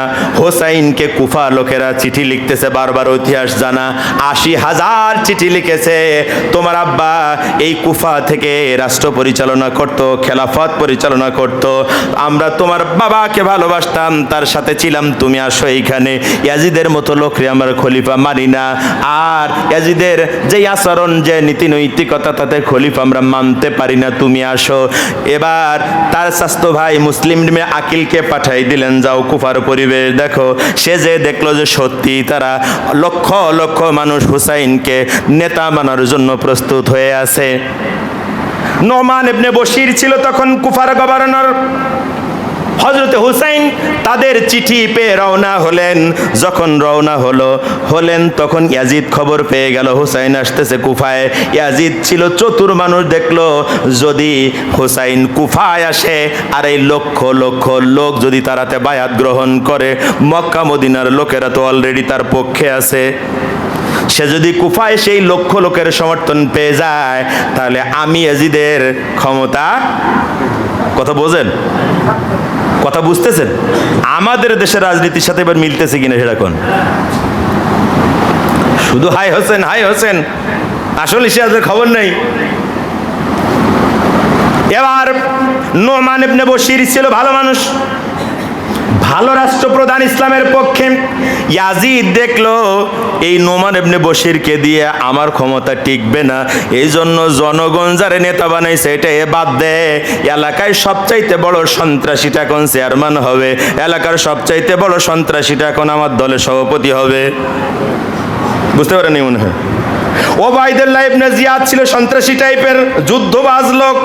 ইয়াজিদ ফরমান লিখে দিয়ে চিঠি দিয়ে তারা পাঠাই দিল, যাও নোমান ইবনে বশিরের সরাইয়া তুমি রাষ্ট্রপ্রধান হও। এবার ওবায়দুল্লাহ ইবনে জিয়াদ কুফার গভর্নর হয়ে প্রথম যে কাজটা করলো সেটা হচ্ছে নোমান বিন বশিরকে হত্যা করলো, আর হোসাইনের স্বাস্থ্য ভাই মুসলিম ইবনে আকিল তাকেও প্রকাশ্য হত্যা করলো, এবং হোসাইনের পক্ষে যারা জনমত গ্রহণ করতেছিল তাদের কয়েকজনকে হত্যা করে ফেললো। বলেন তো এখন কুফা ঠান্ডা নাকি গরম? কথা কয় না? এই 15 বছর যেভাবে ঠান্ডা ছিল ওরম ঠান্ডা, কথা বোঝেন নেই? সন্ত্রাসী কায়দায় কুফার ক্ষমতায় ইয়াজিদ কট্টলগত করে এবার ওবায়দুল্লাহ ইবনে জিয়াদরে বলল, যাও 4000 সৈন্য নিয়ে হোসাইনের পথ আটকাও। পথ আটকানো হলো। হযরতে হোসাইনকে বলা হলো ইয়াজিদের বশ্যতা স্বীকার করা লাগবে, তারা বায়াত গ্রহণ করা লাগবে। হোসাইন রাদিয়াল্লাহু আনহু বললেন, কোশ্চিন কালেও তা হবে না, তাহলে আপনাকে ছাড়াও হবে না। প্রস্তাব দিলেন, ইমাম সাহেব বলতেছেন যে প্রস্তাব দিলেন 3টা, হয় আমাকে সরাসরি ইয়াজিদের সাথে মুভ করার সুযোগ করে দাও, আলোচনা 2 নেতার মধ্যে হোক। 2 নম্বর কথা, আমাকে মক্কায় ফিরে যাওয়ার সুযোগ করে দাও। যদি সেটাও না হয় তাহলে তৃতীয় কোনো দেশে যাওয়ার সুযোগ করে দাও। আমি রক্তপাত চাই না, যুদ্ধ চাই না। ওরা বলল হবে না। ইয়াজিদ বলে দিয়েছে, হয় বশ্যতা স্বীকার করবেন, যতক্ষণ না করবেন ততক্ষণ ছাড়া হবে না। অবস্থা বেগতিক দেখে যুদ্ধ শুরু হলো। কথা তাই কিনা? হযরতে হোসাইন বললেন, না, ইসলামের নেতৃত্বের পরিবর্তন যেভাবে গণতান্ত্রিক পদ্ধতিতে হওয়ার কথা, ইয়াজিদ সেভাবে হয় নাই। মুয়াবিয়ার ছেলে হওয়ার কারণে অযোগ্য ইয়াজিদ যদি রাষ্ট্রপ্রধান হয়ে যায়, তাহলে ইসলামে এই রাজতন্ত্র প্রতিষ্ঠিত হয়ে যাবে, এই পরিবারতন্ত্র প্রতিষ্ঠিত হয়ে যাবে, আর এটাই মুসলমানদের ধ্বংসের কারণ হবে। কথা ঠিক না ভুল? আগে অনেক ভালো ভালো পীর ছিল না আমাদের এলাকাগুলোতে? কথা কয় না? ছিল না? ছিল না? সেই পীরদের এখন আর কোনো সুনাম বা তাদের সেই খানকা এখন আর আছে? কিছু আছে, সেইগুলো হয়েছে বেদাতের আখড়াখানা। ঠিক কি না? কেন হয়েছে এটা? কারণ ওইখানে গণতন্ত্র নাই। পীর যদি মরে যায়, ওর ছেলে যদি নেশাখোর হয়, মদখোর হয়, তাহলে গদ্যনসীন ওই হবে, পীরের ছেলে যদি থাকে। কথা তাই না ভুল? কথা কন না কে ভাই? ওই জন্য পীররা যে দাওয়াতি কাজ করে ইসলাম প্রতিষ্ঠিত করেছে, ওই পীররা এখন সমালোচিত হচ্ছে। কথা ঠিক না ভুল? এই একই কারণে হযরতে হোসাইন পরিবারতন্ত্র, রাজতন্ত্র মেনে নেন নাই। বাপ প্রেসিডেন্ট ছিল, সেজন্য অযোগ্য পুত্র প্রেসিডেন্ট হবে, এটা ইসলামের নিয়ম নয়, বরং সমস্ত জনগণ যাকে চাইবে সেই নেতা হবে। এই 2 কারণেই হযরতে হোসাইন শাহাদাত বরণ করলো, আর সেইটাকে আমরা সজ্ঞাতা বানাই ফেলেছি। ওজন্য মুসলমানদের কপাল পুড়েছে। হাই হোসেন হাই হোসেন করবেন, অথচ নেতৃত্ব পরিবর্তনের জন্য পরিবারতন্ত্র, রাজতন্ত্র যাতে কায়েম না হয়, বরং ইসলামী হুকুমত প্রতিষ্ঠিতার জন্য গণতান্ত্রিক পদ্ধতি যেতে নেতা নির্বাচন, সেটা মানবেন না, আর হাই হোসেন করবেন, এটা বোকামি ছাড়া আর কিছু না। কথা বলেন, কথা বলেন। 72 জন লোক নিয়ে হুসাইন 7000-এর বিরুদ্ধে দাঁড়ায়, লড়াই করে। পরিবর্তন তো চায় না, রাজতন্ত্র কায়েম হোক তা চায় না। কেন চায় না? কারণ ইয়াজিদ নামাজি ছিল ঠিক, কিন্তু তার চারিত্রিক সমস্যা ছিল 2টো। একটা হচ্ছে মেয়েলি সমস্যা ছিল, আর একটা হচ্ছে মাঝে মাঝে মদ খাইতো। ইতিহাস বলে সে কোরআনে হাফেজ ছিল, নামাজি ছিল, রাজনীতি পরিচালনা করার মতো যোগ্যতাও তার ছিল, কিন্তু ইসলামী যোগ্যতা কম ছিল। ইসলাম সে প্র্যাকটিস করতো না, শতভাগ মানতো না, সেজন্যই সাহাবায়ে কেরাম তাকে নেতা মানে নাই। এইগুলো তো সব আমার বানানো কথা নাকি? আমার আব্বা শিখাই দিয়েছে তাই তো বলতেছে। আশুরার মূল ইতিহাসটাও এরকমই। বলে সে হুজুর এবার কোন জায়গাতে কোন জানি কারবালা আবার আশুরাই নিয়ে গেলেন, তার মানে কি? কারবালার ইতিহাসটা বললাম এই কারণে, নেতৃত্বের পরিবর্তনের জন্য কারবালা। আর কারবালার সেই শাহাদাত যেদিন ঘটে গেল সেই দিনটা ছিল আশুরার 10 তারিখ। এটা আশুরার দিনে ঘটে যাওয়া একটি ঘটনা, কিন্তু আশুরা সম্মানিত তার আরো 1000 বছর আগে থাকতে, ঠিক কি না? একটু গরম পানি খাও না ঠান্ডা পানি খাও। আমার ভাইয়ের, আমার বন্ধুরা খেয়াল করেন, মনোযোগ আছে আমার দিকে? টাইম কত? আপনারা যে সময় বেঁধে দিছিলেন তার ক মিনিট আছে? আর 50 মিনিট আগে যে সিদ্ধান্ত নিলেন, 50 মিনিটের মাথায় যদি সেই সিদ্ধান্ত ভাইলেট হয়ে যায় তাহলে ঠিক হবে?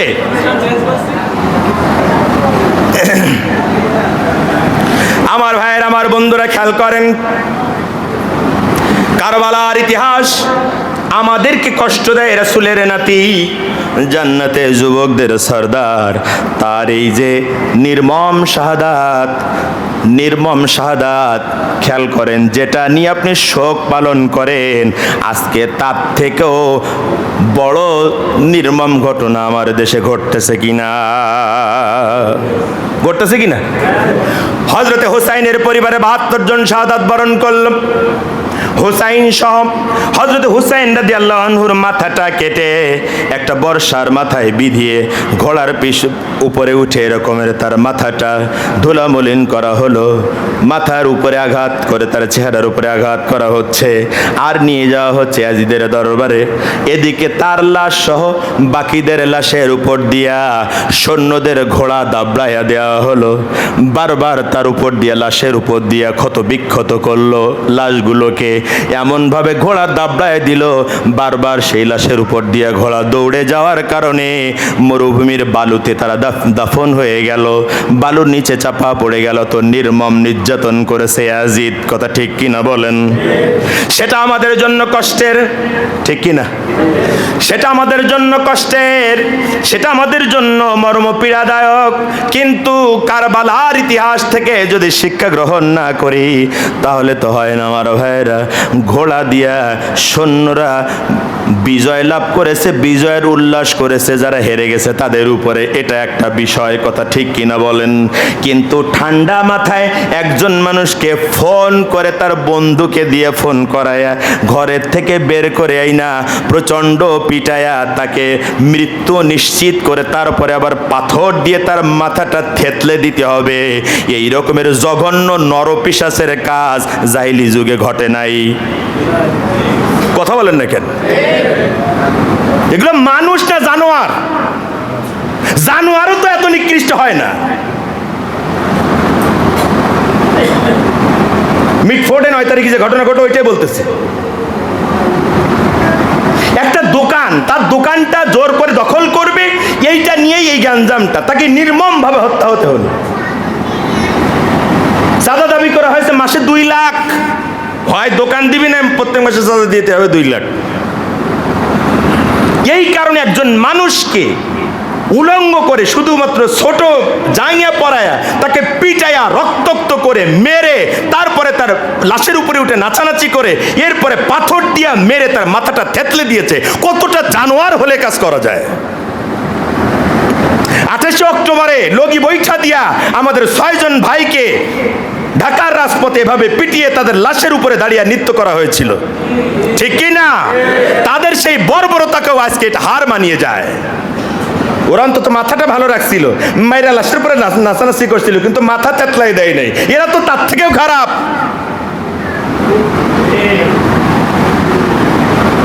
আমার ভাইয়ের, আশুরার শিক্ষা হচ্ছে কোন জালেম, কোন অত্যাচারী মানা যাবে না। হযরতে হুসাইনকে শহীদ করবার পরে ইয়াজিদ তার 2.5 বছরের ভিতরে আকাম করলো 3টা। কয়টা? মিলাবেন। কেন ওরে নেতা বানাবেন না আরেকজনটা বানাবেন? মিলাই নিন। প্রথম বছর ক্ষমতায় এসে হযরতে হুসাইনকে পরিবার শুদ্ধ হত্যা করল। কথা বোঝেন? দ্বিতীয় বছর মদিনায় আক্রমণ করলো। মদিনার লোকেরা ইয়াজিদ রে মানে না, বায়াত নিল না, কর দেয় না। সৈন্যবাহিনী পাঠাই দিল মদিনায়।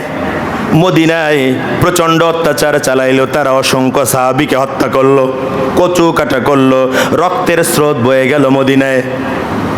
কথা বুঝতেছেন? মদিনায় কি 2 নম্বর মুসলমান ছিল না সব 1 নম্বর? আল্লাহ রাসূলের জলিলুল কদর সাহাবীরা সেখানে ছিলেন। সেই সাহাবীদেরকে হত্যা করা হলো, নারীদেরকে অপমান করা হলো, সম্মান করা হলো। তারপরে জোর করে তাদের বায়াত নেওয়ার চেষ্টা করা হলো। 3 নম্বর বছরে যায় এটা 2 নম্বর বছরে রাখাম। 3য় বছরে যায় মক্কায় আক্রমণ করলো ইয়াজিদ।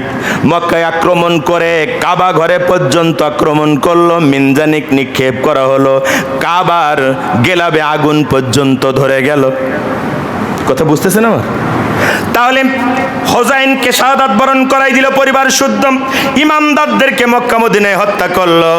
এরপরে কাবা পর্যন্ত ক্ষমা পাইল ইয়াজিদের হাত থেকে। দেখেন তো আজকে যারা ভালো মানুষগুলোরে হত্যা করে, আজকে যারা আলেম ওলামাদেরকে হত্যা করে, আজকে যারা ইসলামকে নিশ্চিহ্ন করে দিতে চায়, আজকে যারা মসজিদ মাদ্রাসাগুলোতে আক্রমণ করে, ওদের সাথে আর ইয়াজিদের সাথে কোনো পার্থক্য আছে নাকি? তাহলে হোসাইনের জন্য চোখের পানি ফেলবেন আর ইয়াজিদকে ভোট দিয়ে ক্ষমতায় বসাবেন, তার মানে আপনি ইমানদার হতে পারেন না। কথা বলেন না কেন? আপনার মনে এক আর মুখে আর এক, তাহলে আপনি কি? কোন? আপনি কি? আপনার মনে এক আর মুখে আর এক, আপনি কি? আমি কিন্তু বলিনি ভাই, আমার বাড়ি যাওয়ার ভয় আছে না আপনাদের, আমি বিপদে হলে বাড়ি যাবো কেন করি। সুবহানাল্লাহ, আলহামদুলিল্লাহ।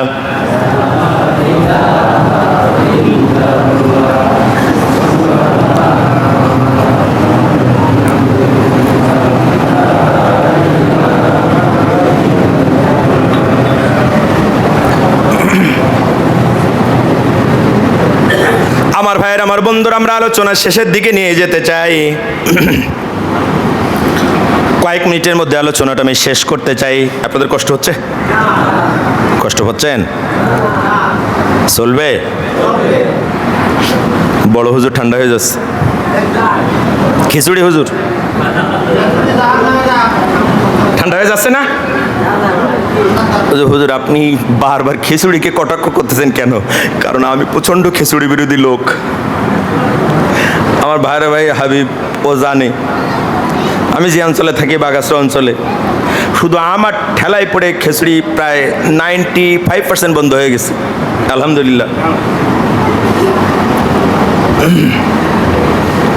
এইটা কোনো ভালো জিনিস না। ইসলামে এই যে সংযোজন খিচুড়ি, এটা কোনো ভালো কাজ না। বলেন হুজুর, খাদ্য দেওয়ার চাইতে বড় সওয়াবের কাজ কি আর আছে? এটাই তো যুক্তি নাকি? এই খাবার পিছনে যুক্তি তো এইটাই। মানুষকে খেতে দেওয়ার চাইতে ভালো কাজ কি আর হতে পারে নাকি? হ্যাঁ, এটা অবশ্যই ভালো কাজ, তবে যে খেতে পারে না, গরিব মানুষ, খাবার জোটে না, ওরে খাওয়াইতে বলছেন রাসূল সাল্লাল্লাহু আলাইহি ওয়াসাল্লাম।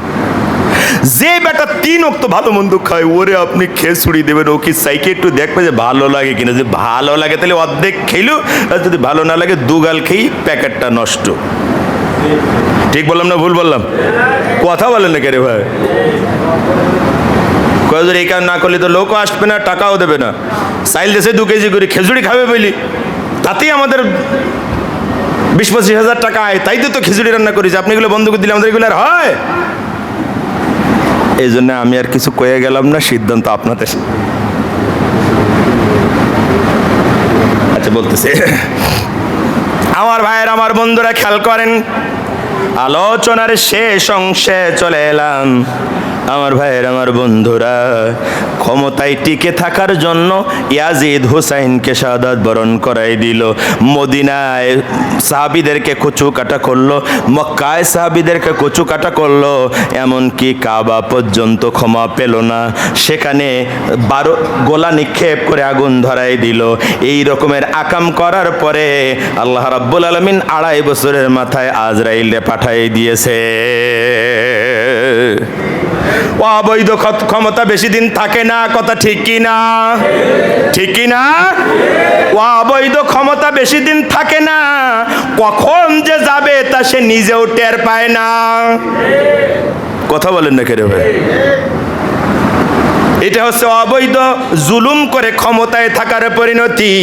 শুধু এখানেই শেষ না, আমরা তো শিক্ষা গ্রহণ করি না। প্রায় 1350 বছর হয়ে গেল, 1350 বছর হয়ে গেল। এই 1350 বছরের ভিতরে ইয়াজিদের পরিবার থেকে, তার গোষ্ঠী থেকে আজ পর্যন্ত পৃথিবীর কোনো কানায় কোনায়ও কেউ কোনোদিন একটা চৌকিদার মেম্বার হইতে পারে নাই। এমন ভাবে অভিশাপ আর ধ্বংস হয়েছে মুসলমানদের উপর অত্যাচারকারী ইয়াজিদ। কথা বোঝেন? কথা বোঝেন? ইয়াজিদের দোষ কি? একটু মেয়েলি সমস্যা ছিল, একটু মদ খাইতো, তাছাড়া তো আর কোনো দোষ না। আর কোনো দোষ ইতিহাস বলে না। আর মূল দোষ হচ্ছে সে গণতান্ত্রিক পদ্ধতিতে ক্ষমতায় আসে নাই। কথা ঠিক কি না? তাহলে আজকে যা আপনি আন্দাজে জোর করে ক্ষমতা আসতে যাচ্ছেন, ক্ষমতা আসতে যাচ্ছে কিনা যার চরিত্র নেই, যার মেয়েলি সমস্যা অনেকগুলো, বাড়িতে থাকতে পারে না, বোর গ্যাঞ্জাম, পরকীয়া অনেকগুলা। কথা কয় না, কথা কয় না।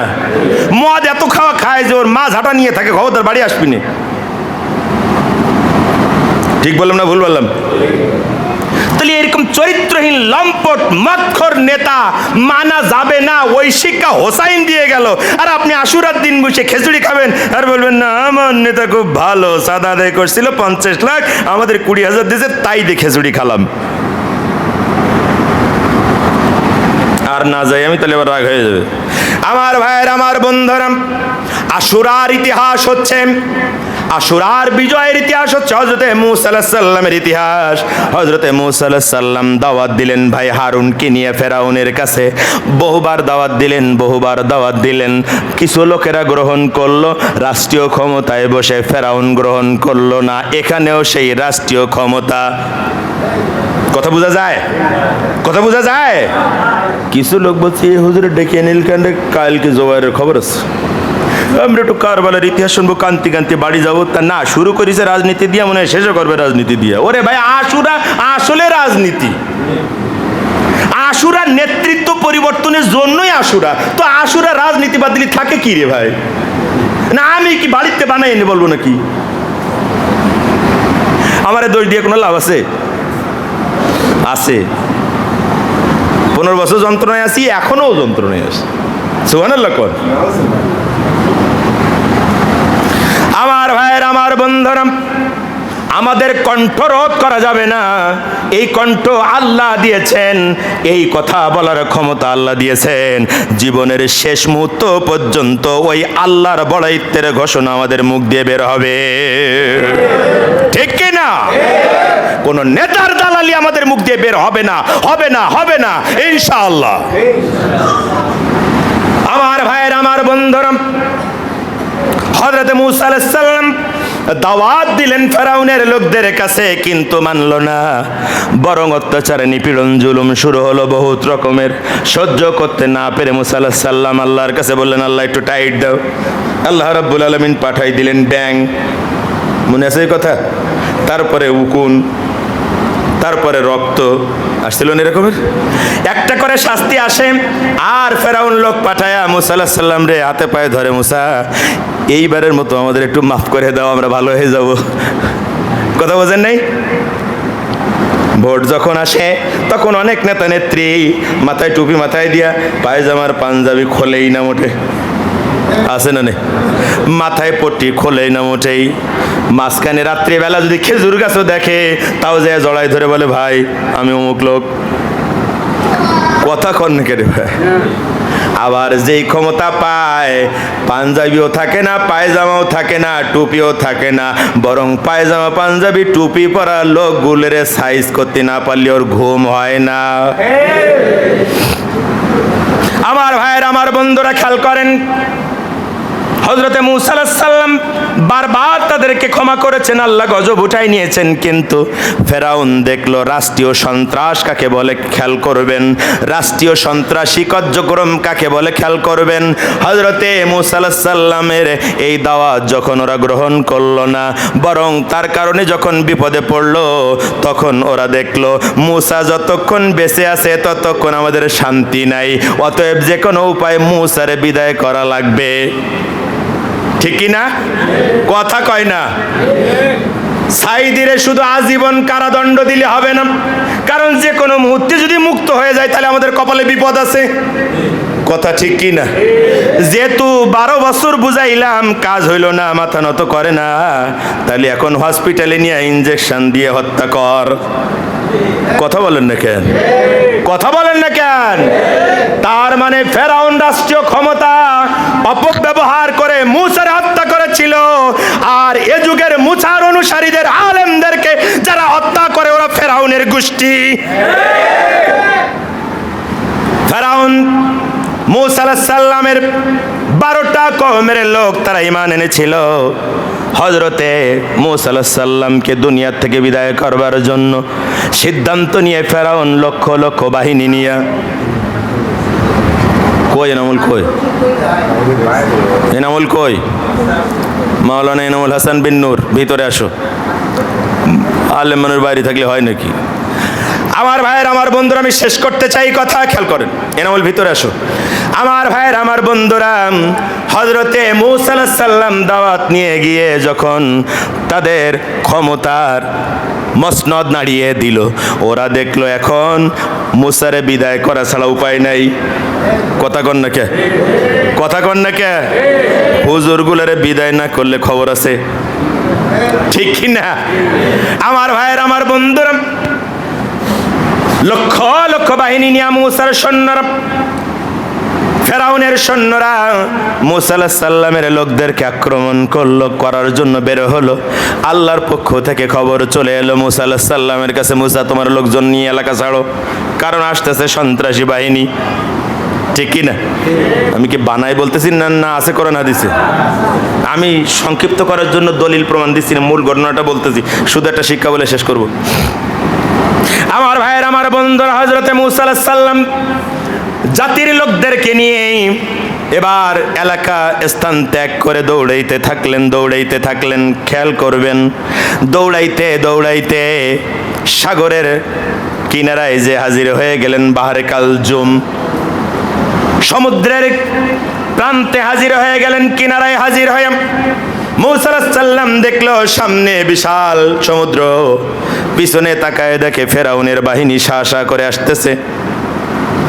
3 দিক দিয়া ফেরাউনের বাহিনী আসতেছে, আর পিছনে সমুদ্র। এখন যাওয়ার আর কোনো জায়গা আছে নাকি? কন আছে আর জায়গা?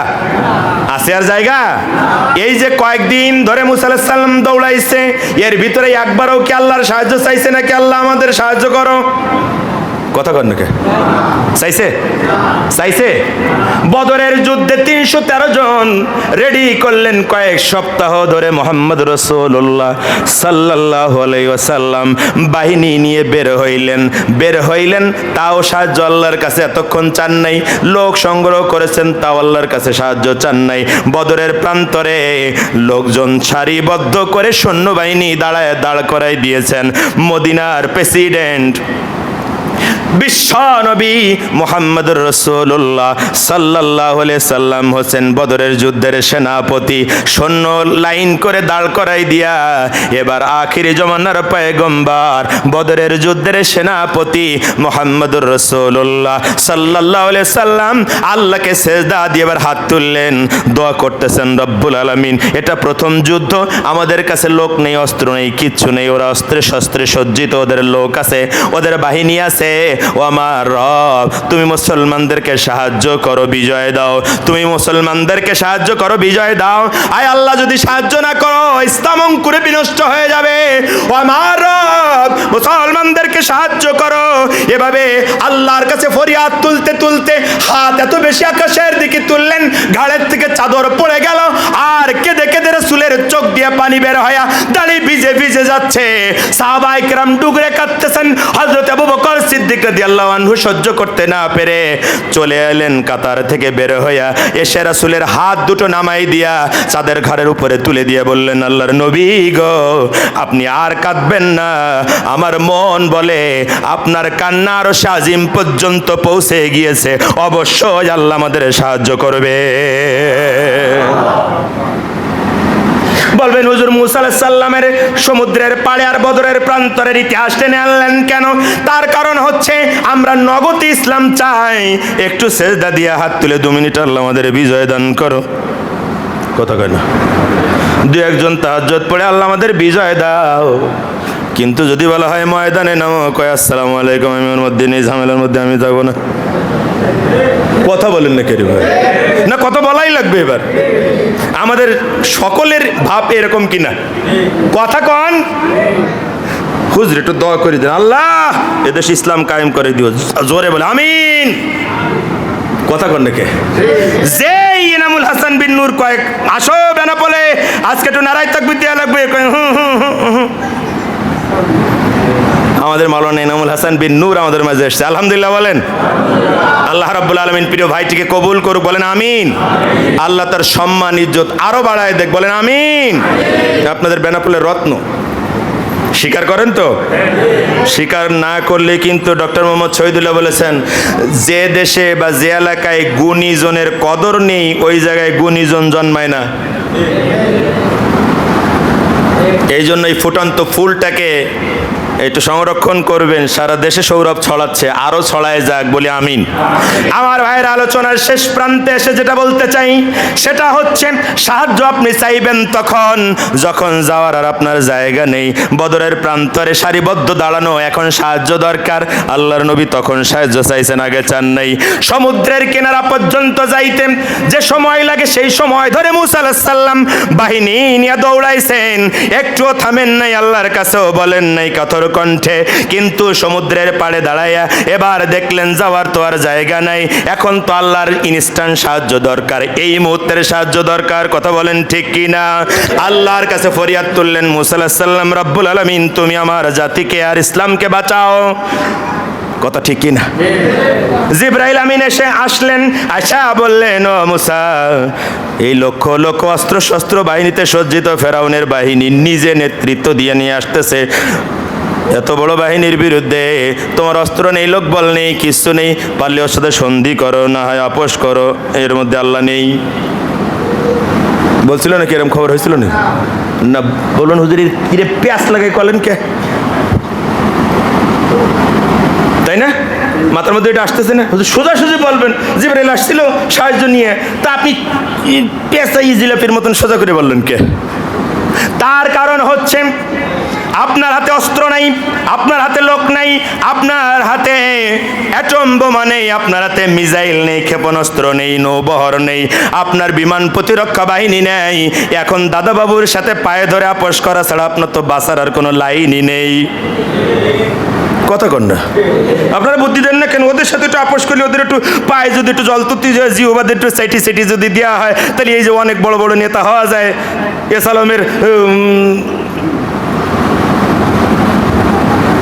এসালামের কর্মীরা, কর্মচারীরাও এখন বড় বড় নেতা ভারতের প্রেসক্রিপশনে। তো আপনাদের সমস্যাটা কোথায়? আমাদের সমস্যা মুসা আলাইহিস সালামের যে সমস্যা, আমাদের সমস্যা হোসাইনের যে সমস্যা, আমাদের একই সমস্যা। মুসা আলাইহিস সালাম বললেন, আমার রব সাহায্য পাঠাও আমার জন্য। সাথে সাথে জিবরাইল আমিন এসে হাজির হয়ে গেলেন। ও মুসা, আল্লাহর পক্ষ থেকে নির্দেশ, হাতের লাঠিটা দিয়ে সমুদ্রের উপর একটা আঘাত করো। মুসা আলাইহিস সালাম করছিলেন না দেরি করছিলেন? কথা কয় না? আচ্ছা, এইখানে একটু ভালো করে বোঝেন, মুসা আলাইহিস সালাম যে মেজাজের লোক, ঠিক না? যে মেজাজের লোক, রাগ এমন, যদি রেগে যেতেন তাহলে চুল খাড়া হইয়া পাগড়ি ফেদ করে বেরোয় যেত। এখন এখন কথা, হুজুর সাধারণ মানুষ রাগ টাগ দেখায় দেখাক, তাই ইনামুল মাওলান মানুষ ও রাগ দেখাবে কে? এরকম কথা আপনাদের মধ্যে আসছে না? নেই কথা কয় না? হুজুর মানুষ হবে নরম সরু, যদি এক চড় মারে তাহলে কবে আরেক চড় মেরিয়ে যাও, ঠিক না? না রে ভাই, বি ক্লাস নেতা হবে যেমন, ইসলামের নেতৃত্ব হবে ওরকম। ফেরাউন ছিল দুনিয়ার সবচেয়ে বি ক্লাস, আর ওই সবচেয়ে বড় বি ক্লাসটা সাইজ করবার জন্য রাগের দরকার ছিল, তাই আল্লাহ মুসা আলাইহিস সালামরে অত রাগ দিছিল। কথা বোঝা যায়? আমার ভাইয়ের, আমার বন্ধুরা, হযরতে মুসা আলাইহিস সালাম আল্লাহর কাছে সাহায্য চাইলেন। জিবরাইল আমিন এসে বললেন দরিয়ার উপরে লাঠি দিয়া বাড়ি মারেন। মুসা আলাইহিস সালামের তো বাড়ি মারার কথা না, কারণ মেজাজ যে রকমের, তখন তো বলার দরকার ছিল জিবরাইল আমার সাথে কি তুমি মস্করা করো নাকি? ওই দিকে অস্ত্র নিয়ে আসতেছে ধা ধা করে, সামনে আমার সমুদ্র, হয় অস্ত্র নিয়ে আসবা না একটা নৌবহর নিয়ে আসবা যাতে পার হয়ে যাইতে পারি। আমি সমুদ্রের উপরে বাড়ি মারা লাগবে কেন? এই ফর্মুলা তোমারে দিল কে? এরম ফর্মুলা আমি চাই না। না, ইমানদার এমনটা হবে না, ইমানদার এমনটা হবে না। আল্লাহর যা নির্দেশ নির্দ্বিধায় নিশ্চিন্তায় তাই করবে। আল্লাহর নির্দেশ হয়েছে বাড়ি মারো সমুদ্রের উপরে, দেরি করে নাই। সমুদ্রের উপরে আঘাত করতে দেরি হয়েছে, 12টা রাস্তা বানাইতে রব্বুল আলামিন দেরি করে নাই। 12টা কম নিয়ে সমুদ্রের নিচে দিয়া, যেই সমুদ্রের আজকের আধুনিক পানি গবেষকরা গবেষণা করে দেখেছে ফেরাউন যেখান দিয়ে পার হয়েছিল সবচাইতে কম গভীরতা ছিল 4 মাইল মানে 6 কিলোমিটার, আর সবচেয়ে বেশি গভীরতা যেখানে ছিল 8 মাইল মানে 12 কিলোমিটার।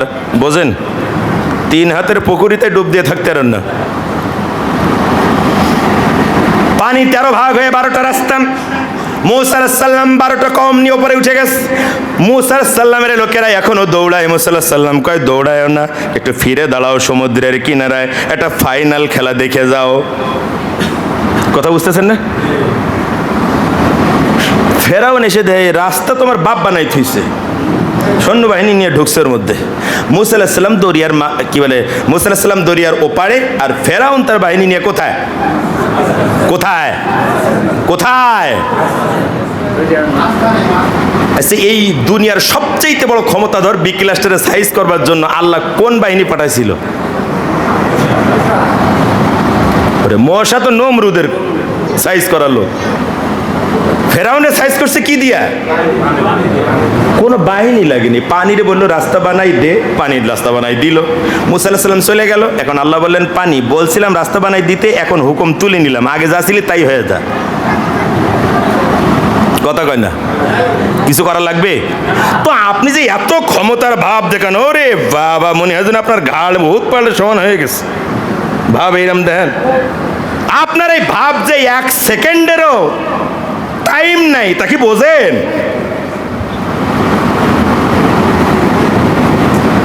সলিল সমাধি হলো সমুদ্রের ভিতরে, পৃথিবীর সবচাইতে বড় বিক্লাস ফেরাউনের। কথা ঠিক না ভুল? আর বিজয় হলো কার? কথা কয় না কার? সেই বিজয়টা হয়েছিল এই 10ই মুহররমে। সেই বিজয় দিবসকে সেলিব্রেট করবার জন্য, উপভোগ করবার জন্য, সেই উৎসবটাকে উদযাপন করবার জন্য হযরতে মুসা আলাইহিস সালাম রোজা রাখতেন, তার লোকেরাও রোজা রাখতো, বিশ্ব নবীও রোজা রেখে সেই বিজয় দিবসটাকে সেলিব্রেট করে শিখায় গেলেন। কোন জাতি যদি আরেক জাতির উপরে বিজয় লাভ করো, কোন দেশ যদি আরেক দেশের উপরে বিজয় লাভ করো, কোন নেশন যদি অন্য কোন নেশনের উপরে বিজয় লাভ করো, তাহলে হিন্দি গান বাজায়া, ডিজে গান বাজায়া, ড্যান্স দিয়া বিজয় উদযাপন করা যাবে না। বিজয় উদযাপন করতে হবে সিয়াম পালন করে, আল্লাহকে সেজদা দিয়ে। ঠিক কি না আমার ভাইরা? আর আমি সাংবাদিক আগাইতে চাই না, 10:30 শেষ করতে চাইছিলাম, আপনার অনুরোধে 15 মিনিট বেশি বললাম। আমরা দুটো কথা শিখলাম। কয়টা? একটা হচ্ছে কারবালার ইতিহাস মুহররমের সাথে জড়ায় গেছে, ঠিক কি না? ঠিক কি না? তবে সেই কারবালার ইতিহাসটা আমাদের জন্য শোকের নয়, বরং আমাদের বিজয় গাথা, আমাদের বীরত্বের কাহিনী। পরিবারতন্ত্র, সমাজতন্ত্র জালিমের কাছে, চরিত্রহীন লম্পটের কাছে মাথা নত না করাটা শিখায় কারবালার প্রান্তরে শাহাদাত বরণ করে হযরত হুসাইন। কথা ঠিক কি না? 2 নাম্বার, এটা আমাদের বিজয়ের দিবস। সেটা হচ্ছে ফেরাউনের মতো দুর্দান্ত প্রতাপশালীও যদি হয়, তার কাছে মাথা নত না করে মুসলমানদের দায়িত্ব আল্লাহর হুকুমের কাছে মাথা নত করা। আর আল্লাহর হুকুমের কাছে মাথা নত করলে আমার আল্লাহ এমন ক্ষমতাবান, পৃথিবীর সবচাইতে ক্ষমতাধরকেও মুহূর্তের মধ্যে দুনিয়ার ইতিহাস থেকে এক ধাক্কায় মুছে দিতে পারে। দিয়েছেন না দেন নাই? আজও দিচ্ছেন কি না? আল্লাহ রাব্বুল আলামিন আশুরার এই শিক্ষা থেকে আমাদেরকে ইমানিয়াতের বলে বলিয়ান হওয়ার তৌফিক দান করুক বলি আল্লাহুম্মা আমিন।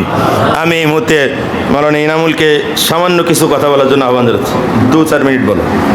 আসো আসো, হক আদায় হয়ে যাবে। আলহামদুলিল্লাহ, আমাদের মাঝে সবাই খাবার পাইছেন? সবাই খাবার সবাই পাইছেন?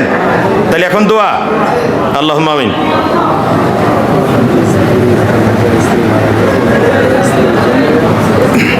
ربنا ظلمنا أنفسنا وإن لم تغفر لنا وترحمنا لنكونن من الخاسرين ربنا آتنا في الدنيا حسنة وفي الآخرة حسنة وقنا عذاب النار ربنا فاغفر لنا ذنوبنا وكفر عنا سيئاتنا وتوفنا مع الأبرار ربنا رب ارحمهما كما ربياني صغيرا رب ارحمهما كما ربياني صغيرا ربنا هب لنا من أزواجنا وذرياتنا قرة أعين واجعلنا للمتقين إماما رب العالمين গভীর রজনীতে তোমার কিছু ভালো ভালো বান্দাদেরকে নিয়ে, ওলামায়ে কেরামদেরকে নিয়ে, হাজী সাহেবদেরকে নিয়ে, মুরব্বীদেরকে নিয়ে, যুবকদেরকে নিয়ে আল্লাহ আমি গুনাহগার, গুনাহমাখা হাত দুখানা তোমার দরবারে তুলে ধরেছি রে মাবুদ রব্বুল আলামিন। আমাদের গুনার দিকে না তাকাইয়া তোমার রহমতের দিকে তাকায়া আমাদের জীবনের সমস্ত গুনাহগুলো তুমি মাফ করে দাও রব্বুল আলামিন। এতক্ষণের তেলাওয়াত, এতক্ষণের আলোচনা, এতক্ষণের দোয়া, দুরূদ, তাসবিহ, তাহলিল ভুল ত্রুটি মাফ করে কবুল করে নাও। সবের হাদিয়া বিশ্ব নবীর রহ মুবারকে পৌঁছে দাও। দুনিয়ার যত রাসূল, নবী, সিদ্দিক, শহীদ, মুমিনিন, মুমিনাত, মুসলিমিন আর মুসলিমাত যারা গহীন কবরে ঘুমায় গেল রব্বুল আলামিন তাদের রহ মুবারকে সবের হাদিয়া পৌঁছে দাও। আয় আল্লাহ, খাস করে তাকায় দেখো গভীর রজনীতে কিছু মানুষেরা বড় আশা নিয়ে তোমার ঘরে বসে হাত তুলে ধরেছে। আয় আল্লাহ, তাকায় দেখো কত ভাই, কত বাবাজি, কত মায়েরা হাত তুলেছে, যাদের জন্মদাতা পিতা এই দুনিয়ায় আর বেঁচে নাই। গর্ভধারিণী মা এই দুনিয়া থেকে চলে গেছে রে আল্লাহ।